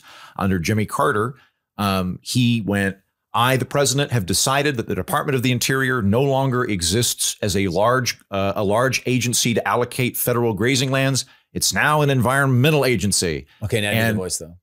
I have determined that our environment was given to us by God. And then Reagan came in and went, well, I'm president. We're actually going to restore it to the thing we originally made it for. And this happens every time Republicans come into office. The Republicans come in and go, yep, we're going to turn it back into that thing it was created for. Then the Democrats come in and go, no, it ought to be an environmental thing. And every time it switches, everybody flips the fuck out and thinks that it is this like insane thing. It's like, look, the Republicans just never agreed to the unilateral changes that Jimmy Carter did. And they're going to, it's the department. So the Department of Interior will absolutely have a Zinke character in it. Yeah. For sure. Mass deportations. Yes, and I'm worried about that. I'm worried about that for two reasons. One, I'm really worried about the people that are in there. I'm a pro-immigrant guy. I'm kind of unabashed about it. All the things about how, yes, there's bottlenecking at the border. I think we should be allocating resources to communities that have been hit by this. I think those are very legitimate concerns at the border of being stretched thin and oversaturated. We ought to have border security, all those things. That being said, I think we are way too restrictive in the legal process of entering the country. There is a tremendous amount of economic activity in the country that relies on immigrants, whether they're legal or illegal. And I don't fault people for trying to come into our country to make a better life for themselves. I'd like there to be a better path for them to become Americans because I welcome good people that want to work hard. That's a good thing. I am worried for them. And I am also worried for the economy of the United States. I think that there's going to be that's one of two elements of the Trump policy platform that I think could really be difficult for us economically in terms of rising food prices. And yes, that is a concern. I wonder where this is going to settle out. There's no doubt that there will be expulsions, certainly of gotaways that have come in over the border. Like, look, Biden fucked the border. And it's part of the reason why him and his administration are going to get kicked out, is that they legitimized on a bipartisan popularity basis Donald Trump's thesis that the border needs to be secure. That was not the case in 2016. That was not the case in 2020.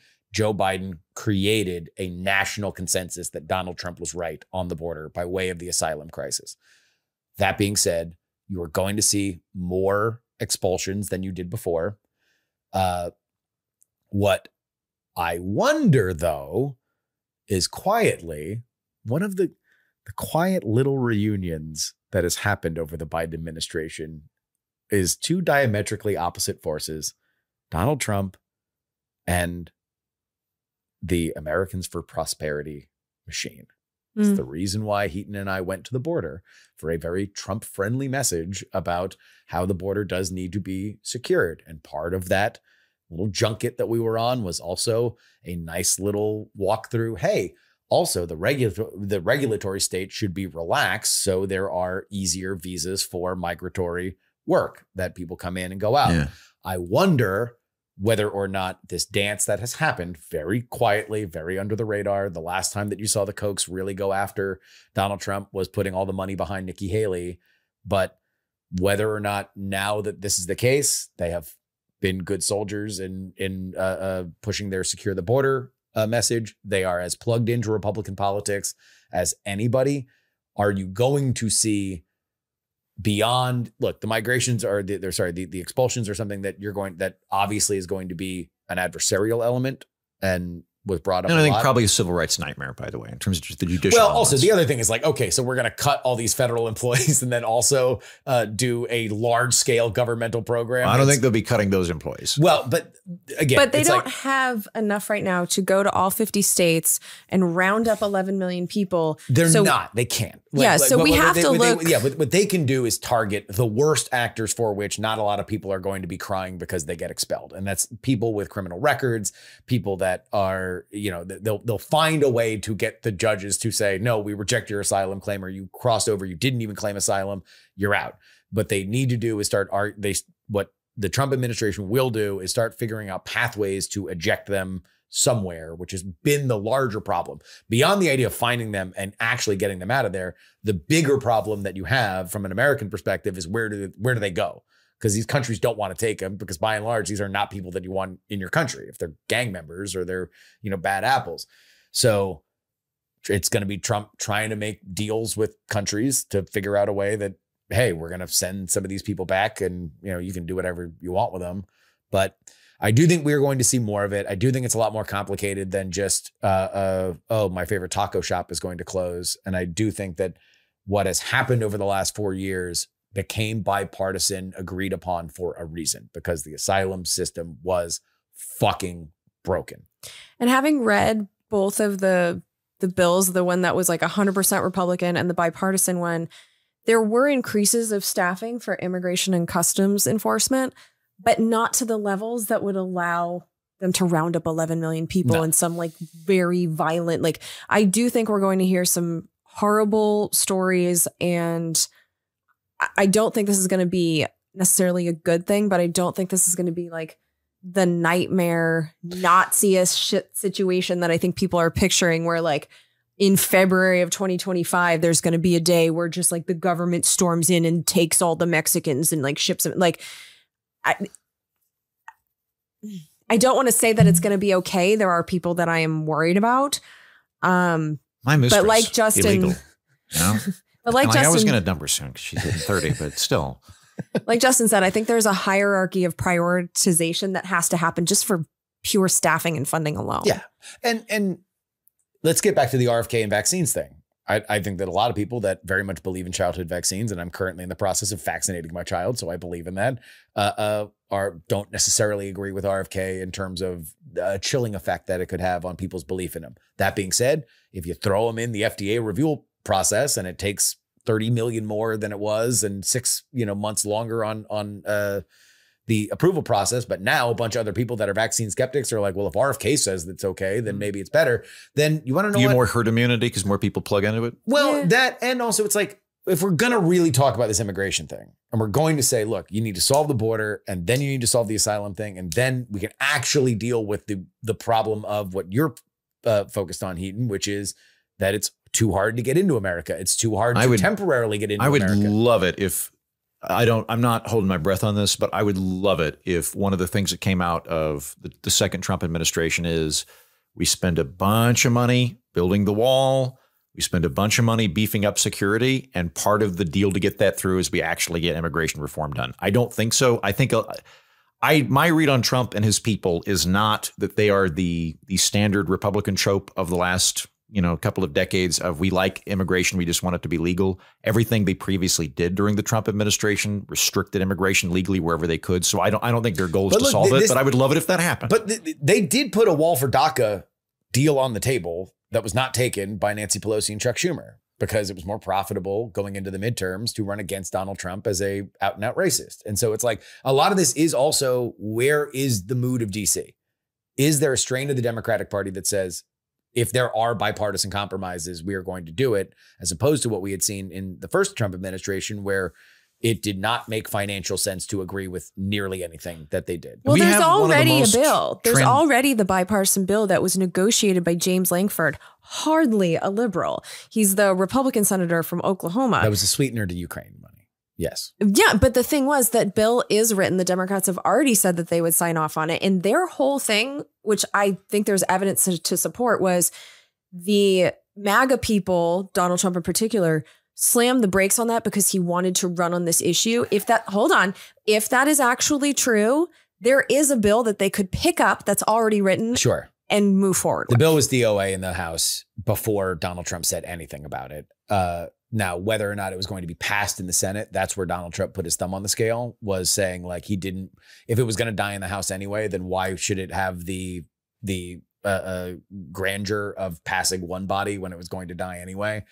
Now, It's politics. I think everybody was playing politics with that moment. It always frustrates me when we talk about that. It eventually became a standalone bill when none of the people who authored the bill actually were going to vote for it, including Langford and Kyrsten Sinema.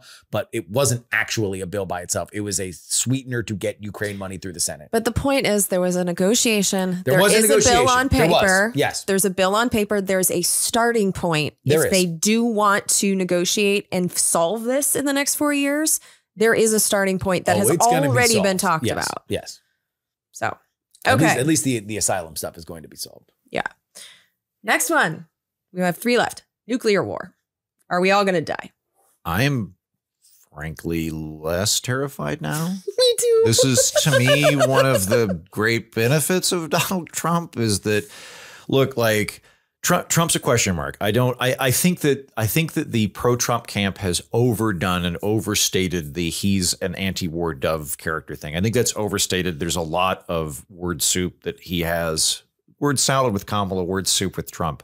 I don't think he's a pacifist, but I do think that he is, to put it artfully, a tactical thinker rather than a strategic thinker. He is thinking situationally rather than in terms of any broad schema of an ism, and he is a question mark. And insofar as that question mark exists, I think he is more likely. I think his default state in all things is to try to cut a deal and get a good deal. His default state is to figure out how to get a deal, and I think the end goal is for peace. I think he wants peace more than he wants war. I think here's where you should be worried listening to this at home. If you were of the position that America should indefinitely fund the war in Ukraine because Russia is an evil player, Ukraine is a democratic ally and a liberal democracy, and America has a moral obligation to fund it indefinitely in its efforts, you should be concerned. I think that we are funding a proxy war, and that the Ukraine is likely going to be collateral damage in a message that we are sending to China, and that there's a very good chance that it would end up at some deal anyway, and we're just prolonging how long the carnage is going to go on before that deal happens. Because we want to drain Russia. We want to drain Russia. Which they said. Yes. And I think Trump is more likely to facilitate a deal in that situation, which would not be. The other thing too is I don't think he's going to accelerate it, which is the other thing. Like the occasional calls we get, not so much now, but at the very beginning where it's like, well, we should, why can't we have a no-fly zone? Because a no-fly zone is not a fucking force field you put up by hitting a button. It means you shoot planes out of the fucking sky. That's what that means, a no-fly zone. I think with the Biden and Kamala administration, I cast no-fly zone. Yeah, I'm using my white mana card on my tap 2. Yeah. Yeah, I think that the Trump Kamala, I was more worried about them sleepwalking into World War III, of just prolonging a proxy war until it accelerated, and it eventually hit some point where Putin goes, shit, well, we're just going to nuke. We're gonna send in a tactical nuke here, and we're gonna knock out Ukrainian troops on Ukrainian soil, but the fallout's gonna hit. Like that was I think it's less likely to happen under Trump. I'm curious your thoughts on the Middle East, Justin. My thought in general in the Middle East, and I'm glad that we are at a point now with this conversation where I think some of the more adrenaline laden conversation has drained out a little bit, and we're back to a point where I have lived with Mideast conversation where guess what? There's never a fucking good plan in the Middle East. It's always it's a gigantic bucket of thorns that you're just trying to not get stung as much, especially from the United States' perspective, because we have outsized interest not only with Israel, but also with other Muslim majority countries, up to and including Saudi Arabia. I loathed the State Department from the Biden administration. Mm-hmm. I thought it was a feckless, worthless, make work, horseshit operation that also was so unbearably arrogant that they could not fathom the idea that they were sleepwalking into World War III. I've said before that I thought the worst way that you could run a State Department was the way that Donald Trump ran it in 2016, where you just put a bunch of people who had no idea what the hell they were doing and fired them repeatedly until the Biden administration came along and they're like, we don't fire anyone for any reason whatsoever. There's literally nothing you can do. What if we just armed the Taliban with $3 billion worth of weapons? Still can't. Won't fire anybody. What if people are falling from the plane while we're taking off because we fucked this up so bad? Still no. 13 dead Marines? No. We drone bombed a family for no reason? Not even going to talk about it. There's nothing that we can do. How about Ukraine? We're going to take credit for saying that Russia was going to attack. Are you going to do anything? Nope. Ukraine couldn't have seen that coming, by the way. We're just you're welcome, Ukraine, for we're that. We're going to take a lead. big win. We told you it was going to happen. Do you have any agency? Nope, not at all. We're the American State Department. We're the most powerful organization in terms of international diplomacy. We have no say in anything. October 7th happens. Well, this really seems like something that you guys should figure out and step in on. It really seems like the fact that you took maximum pressure off of Iran backfired on you. We're not going to do anything different. We are going to just let this thing continue to fester. We're not going to pick a side. We're going to initially back Israel, and then we're going to be terrified about the election, and so we're going to hedge. So literally, the worst of everything happens. We're going to let American hostages languish. We're going to let people die by the scores in Gaza. We're going to let Netanyahu continue to expand the war because we know that he doesn't want to go to prison, and he's going to face justice before. Then you have the thing that happens with Sinwar, and it's like, now's when you go. Now is when you send everybody. Now is when you send Biden to Doha and you demand that Bibi comes in and you say, here's where we're going to land the plane when it comes to Gaza. Here's where we are going to bring in the Saudis. Yeah. War's we are going over. To say, you need to make a plan right now. What do? Nothing. Jacked off. So I loathe them. I am glad they are all fired.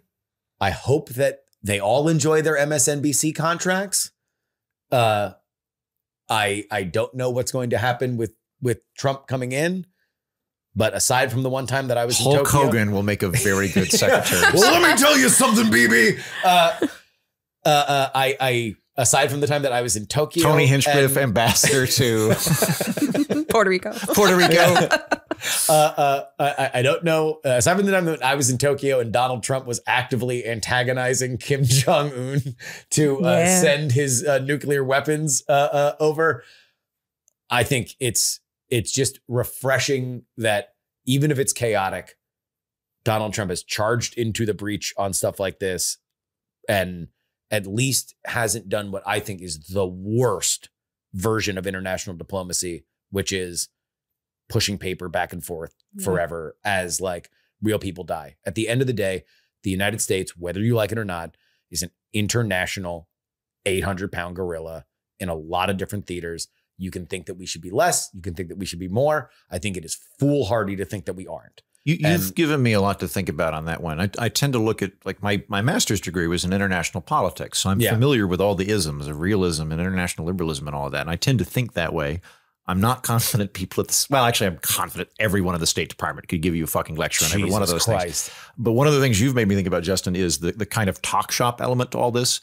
There was a moment when, and I think this is a weird perennial element to Democrats, where when Obama came in, there was a moment where Obama went to go meet with Republicans in Congress, and they didn't relent. And there was a legitimate but I came to Congress and I explained our correct positions. This is the third act of the West Wing. Why have you not come around to? But I explained this to you. I met with you. There seems to be we're right, and if we can convince people, they'll come on board kind of element. You've injected that into my interpretation of this somewhat, Justin, where I wonder if the State Department kind of believes that if we have a meeting that goes really, really well, we can get everybody on board. Here's the one thing that I think that you can say about Donald Trump's leadership. We have seen enough of it, is that, again, Donald Trump thinks that every problem in the world is building a building in Manhattan. Everything is, they're all just different versions of paying off the unions and getting your stuff from the the Department of Buildings and passing the environmental reviews. It's all just the bureaucracy of doing that. It's the same problem for every problem in the world. The one thing that I've heard from not only people specifically that were involved in the government, but also just reportedly, is that Donald Trump does look at the U.S. government as a holistic thing. And so like what the difference in the border was, and he talked about this in his rallies, is like right now we're going to have this problem of sending people out of the country. The question is where they go.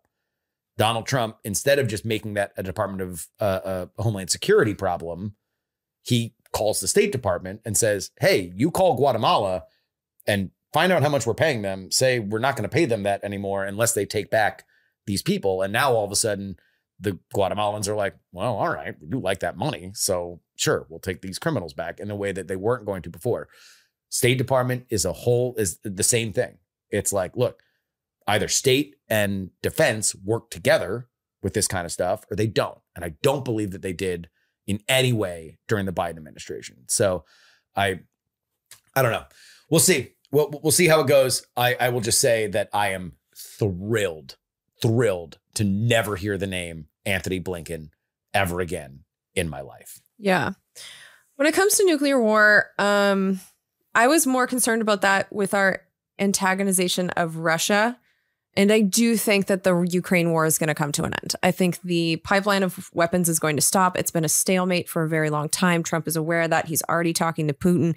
NATO, I pay attention to international relations, and NATO's already saying like, yeah, Ukraine probably shouldn't be in NATO. They should just be independent, which is what Putin's been saying the whole fucking time. We're getting to the place where we could have been in 2021, but like, okay.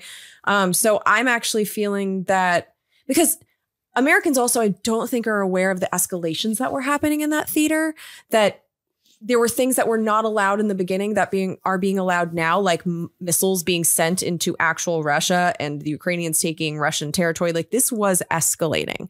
And I think is. Yeah, it is currently escalating with Biden in charge. And I think that ends with the Trump administration. The Middle East, there's the hopeful side of me. And then there's the, oh my God, this is going to get so much worse side of me. So I'll start with the pessimistic side, which is that I know Trump's son-in-law, Jared Kushner, sees Gaza as excellent beachfront property. I know that the Israelis right now are in the process of clearing and quite frankly, stealing the northern part of Gaza. I could see Trump just being like, okay, just get rid of the Gazans, do it quick. And that's something I'm definitely concerned about. Right now, that seems to be acceptable in Washington, D.C., and I don't know where Trump falls on that.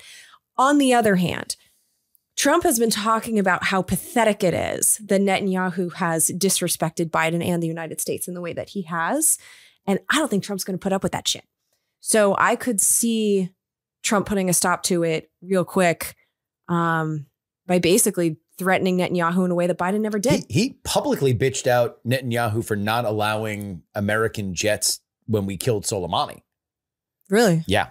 He was like, fuck Netanyahu. Like this would have been easier. We could have done it faster and quicker if he would have allowed us to. Isn't kind of the whole thing that we have an ally in the Middle East from which we can use to do opera? Like, isn't that the thing we get out of this from a realist perspective? And so, Trump sees it that way. Yeah, and so Trump's, him and Bibi have had they are amongst everything else that you could say, and there's been reams written about both.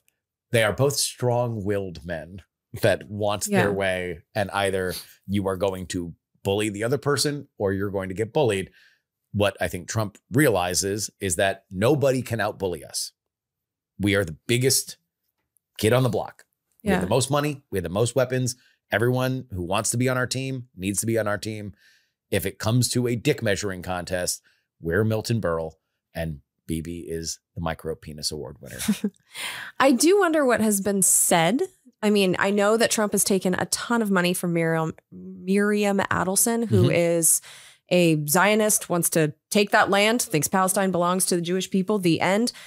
I also know that Bibi's been rooting for Trump, but the great thing about Trump in this arena is that he has no problem going back on his word with anyone. So there's two different ways this can go. One is an absolute nightmare for the Palestinians, and one is this fucking stops. And I don't know which way it's going to go, but we did know how this was going to go with the Biden administration. And I think it was a continuation of Kamala, which is why she lost Michigan. Can you imagine if it's a double Carter? What does that mean? So Carter, of course, gets run out in part because of what happened with Iran with the hostage crisis. And then Reagan comes in within like a month. The hostages are released. And since then, there has been reporting that well, there was a secret deal and Reagan's people were telling the Iranians, hey, hold off. We're going to win. Imagine if Trump just double peace deals in like the first month in like January, Mideast peace deal, Ukrainian peace deal. And I would love it. Yeah. Nothing would make me happier. And you would never hear the end of it. It would be like, oh, this was engineered. They held out. But Tulsi Gabbard has Trump's ear. She is always about peace. So it's like, Republican I do have Tulsi Gabbard. She switched. I know. I She's was, a by the way, I Republican. was advised, like when Tulsi Gabbard started like cutting into the national spotlight, I was like, hey, I like a veteran who's pro peace. Like my DC friends were like, Heaton, you do not want to tether your wagon to this lady. She's insane. She's crazy. And at first I kind of took that seriously. Then I was like, whenever anybody says that we shouldn't be involved in other countries, like Dennis Kucinich, Ron Paul, to like anybody that steps out of the American defense, they're cuckoo. Yeah. They're cuckoo puffs. Yeah. So Yeah. Tariffs.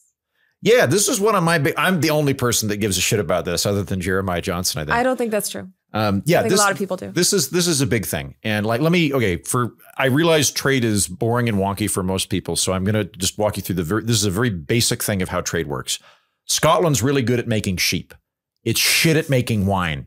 They would fucking fry it if they could. If the Scots could figure out how to fry wine, they would. And it's too cold. They can't grow grapes, right? I'm sure that there's probably some fucking vineyard in southern Scotland that's not very good.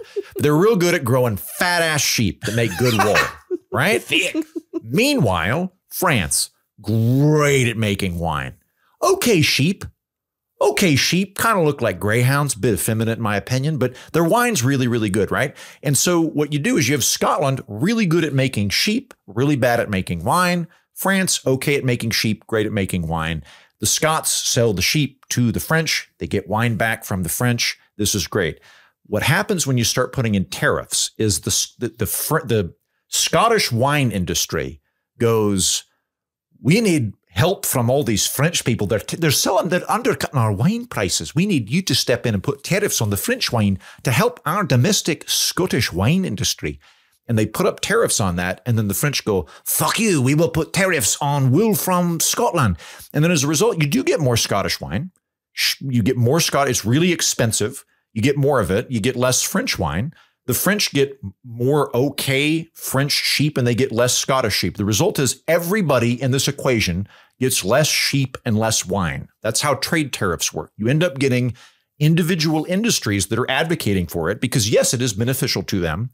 It is harmful to the consumer and it's harmful to the overall economy of both countries. You don't make your country prosperous by putting rocks in your harbor, and you don't make your country more prosperous by responding to rocks in a harbor by putting rocks in your harbor.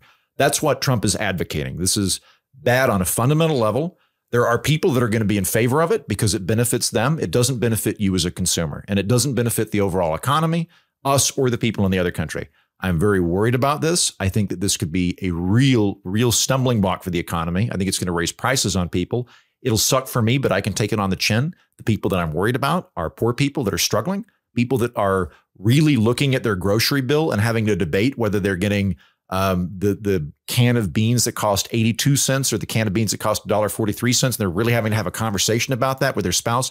Those are the people who are going to get fucked over. And I'm worried about that. And that is going to be a shitty element of the Trump administration. Here's my question, though. Can they do it? Because we've signed all these treaties. We have the World Trade Organization. Like, fuck, we created the World Trade Organization. I don't think he can just slap tariffs on things the way he's saying that he can. He can't slap tariffs on things. What he can do is he can put on penalties for unfair trade practices. So technically what Trump did back during the first administration with China was not tariffs. We call it tariffs. I'll call it tariffs. It wasn't tariffs. It was punitive reprisal fees put on Chinese goods for unfair practices and abuse. He has done that. He does have the ability to do that.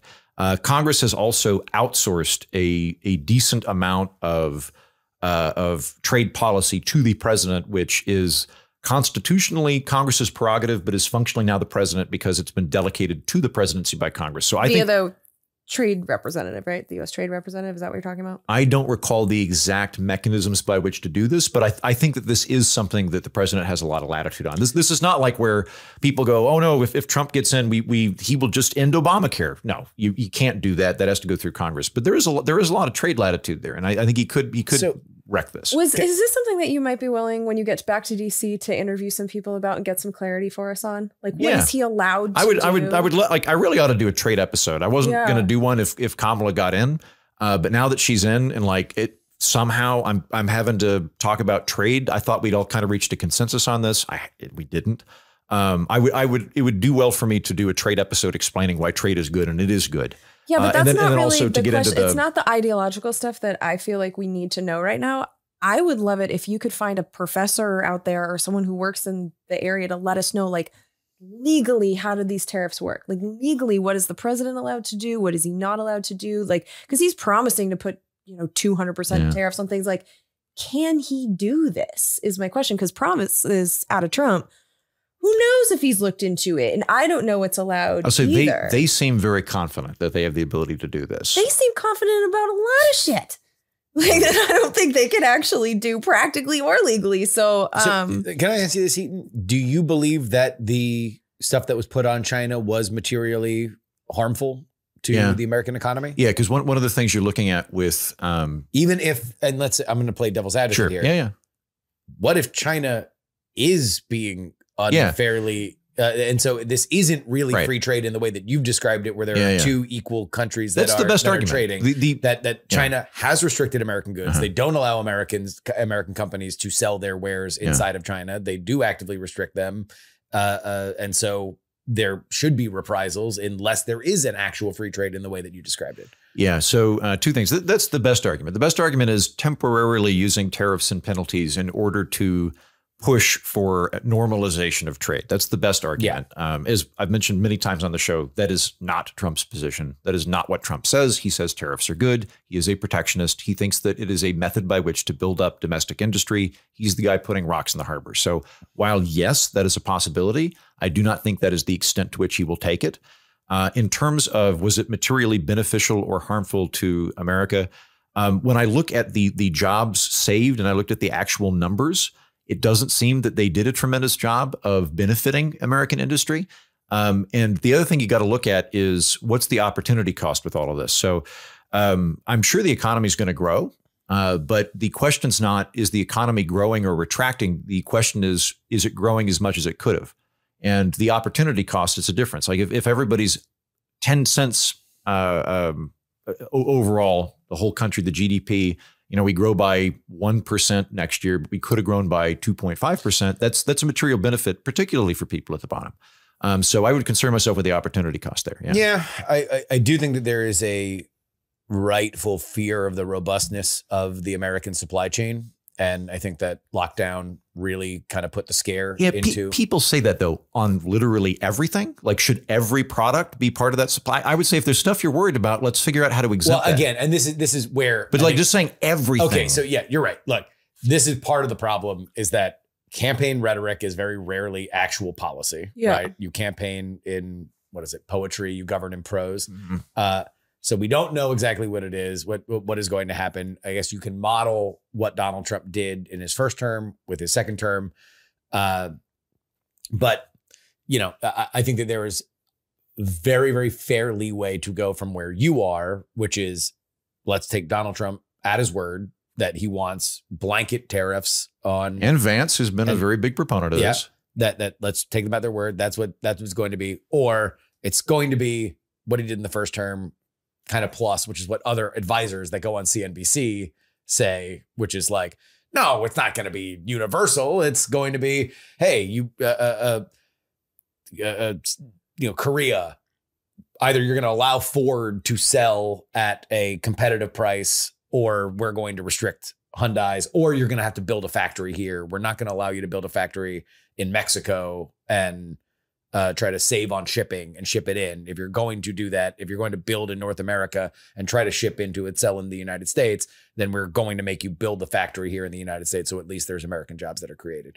That's there's a buffet of what the Trump campaign has said there's Trump at the rally. There's JD Vance during podcasts. There are these economic advisors that go on CNBC for the more business class people. We'll see.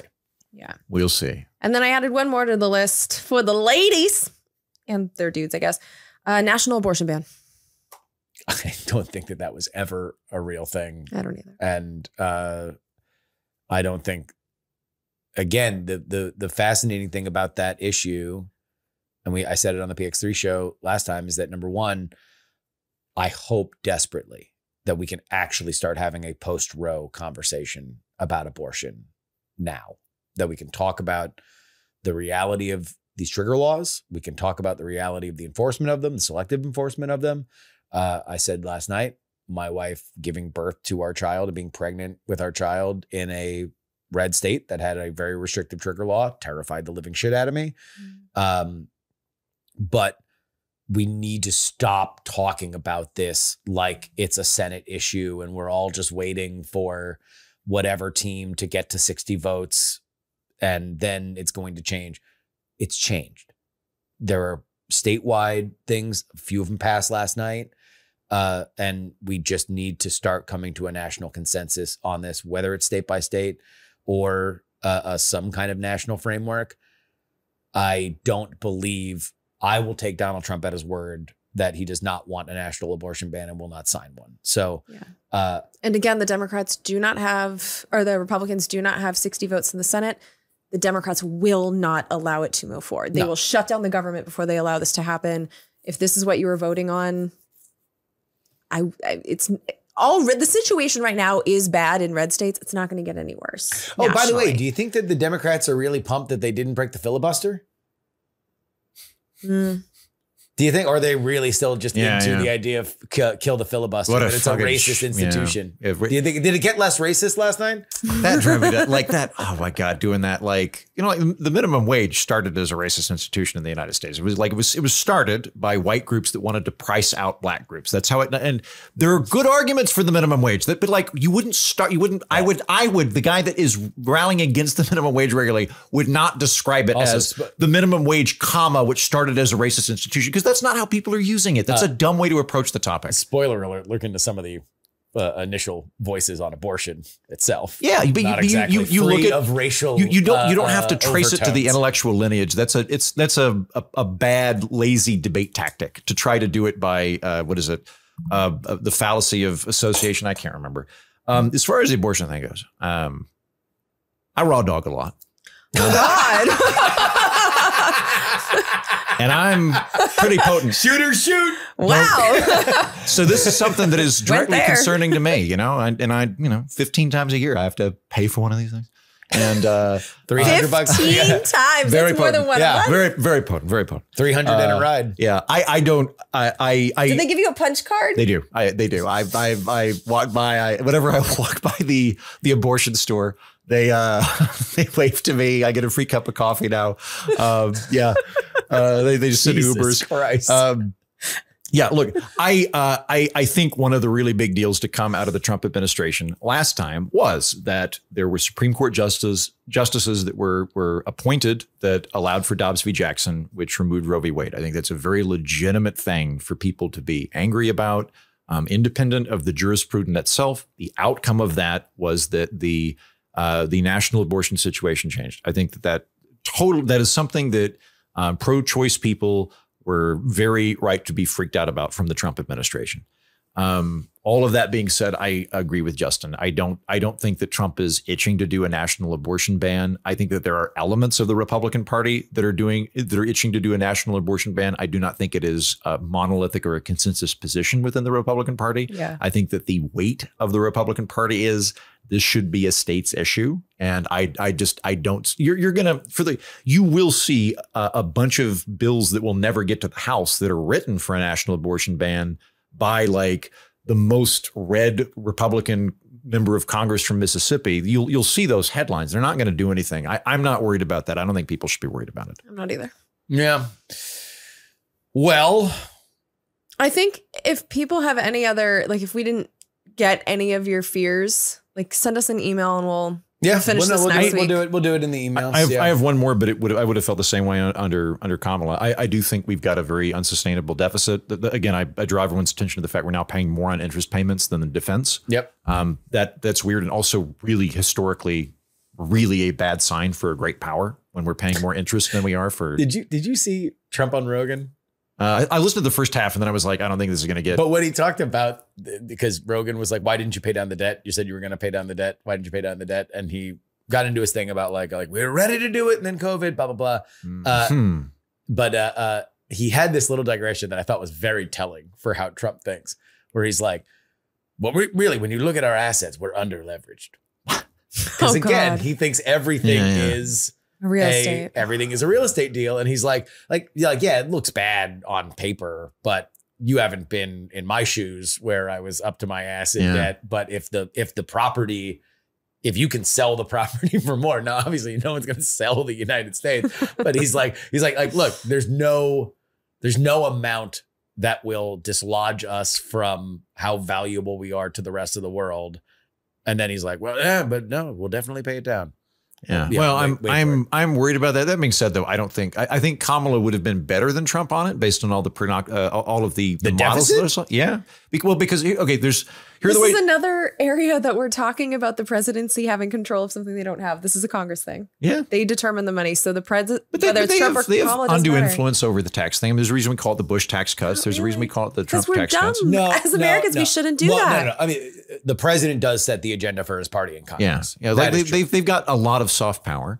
But yeah, you can either cut spending, you can increase taxes, or you can grow the economy. The Republicans consistently go, we'll just grow the economy, and I hope they do it. But the likelihood that they can do it year over year for 20 years is very low. Especially if they're cutting all the taxes. Well, and that's the thing is that tiny government guy who does not want a oversized federal government and day-to-day interactions in the American public. I'm looking at this going you're not going to grow your way out of this as fast as you guys think you are. And that means that the responsible thing to do is to fund the government you have rather than cut back and not fund the government you have. And so that's going to happen more under Trump. It would have been bad under Kamala, but the deficit would not have increased as fast based on all models. Yeah, I mean, I still think if that's your issue, that's a Congress thing. All right. I think we've done the best that we can do here on the show on PX3. Obviously, we're digging through all this, and you can get our the immediate reactions that we had after everything was happening last night. Heaton, you got a big episode out. I've got 2 big episodes out. So last week's and this week's episode are 2 different takes on people that are worried right now. I did this very intentionally. Last week's episode is a nice episode for people that are waking up today and feeling horrible. That last week's episode was designed specifically for you. It is an episode that has a lot of emotion. I start crying on it. I don't normally do that on my show, but I do. I get into some personal stuff, and it's very much about coming together as a country, waking up and being able to move forward and appreciate the good things in the country. If you are worried right now, if you were apoplectic or despairing or crying last night, I will advise you out of no self-interest, don't subscribe to the podcast. Just check out this one. I think that episode would be very good for you. I think you will feel better. What's it called? It is called Flee Not to Canada, My Countrymen. We'll repeat that. It's called Flee Not to Canada, My Countrymen. It is. I built it for you to feel better. The other episode that I have out this week is the second side of this. I think if you are sad about the incoming president, you're either going to laugh or you're going to cry. And I've done both for you. Last week's was a cry episode. This week's is a laugh episode. I have Trump the Musical. I've spent the last 3.5 months putting together an hour and 20-minute long musical about the 2024 election. And in truth, it really is 2024 the musical, but that doesn't sound as good as Trump the Musical, I think. And it is about all of the fuckwittery that happened across the board with the Democrats and the Republicans. It's very, very, very funny. So for people that are either way, it's funny, but particularly for folks that are a little bit sad, if you would like an injection of levity in your life, you would like to take politics a little bit less seriously at this point in your day, that episode is for you. Trump the Musical on the Political Orphanage. Either way, if you are struggling this week, these shows are for you. I promise you, you will feel better. They are for you. I want you to feel better. Jen? So I'm still waiting on the results in the House. So I'm hoping to have this out by this weekend, but it really depends on when I find out, because the next episode is going to be analyzing the Senate that we have coming in. So I'll look at, the percentage of incumbents that won, kind of look at the personalities and just kind of preview what we're in for and look at the lame duck. I'll just tell you what I know and then we'll go from there. But I can tell you right now, I talked to my assistant, we don't have a lot going on until December, because this lame duck Congress, they have a lot to do, but they never get it done until December. Yeah. So we have a list of really fascinating hearings that we've been working on for a while. And so the next couple episodes, we're going to kind of work on that backlog that we've had while we were preparing for the election, like reading the border bills. Like we did a lot of reading. So I'll have this election preview and then just some fascinating information. And then I think in the beginning of next year is when we're really start cooking. Yeah, that's when we're going to find out what kind of corporate dingleberries they sneak in the law on the way out the door. All right. That'll wrap it up for us on the free episode. Until next time, I am Justin Robert Young for Andrew Heaton and Jen Briney. We're not wrong. Oh, you controlled yourself. No, you don't want to do your one? I like your one too. No, I think we just say we're not wrong and shut the fuck up. No, you said neither are you. Take neither back the night. Because I was trying to stop you. Let me use that. I want you to be nice to people.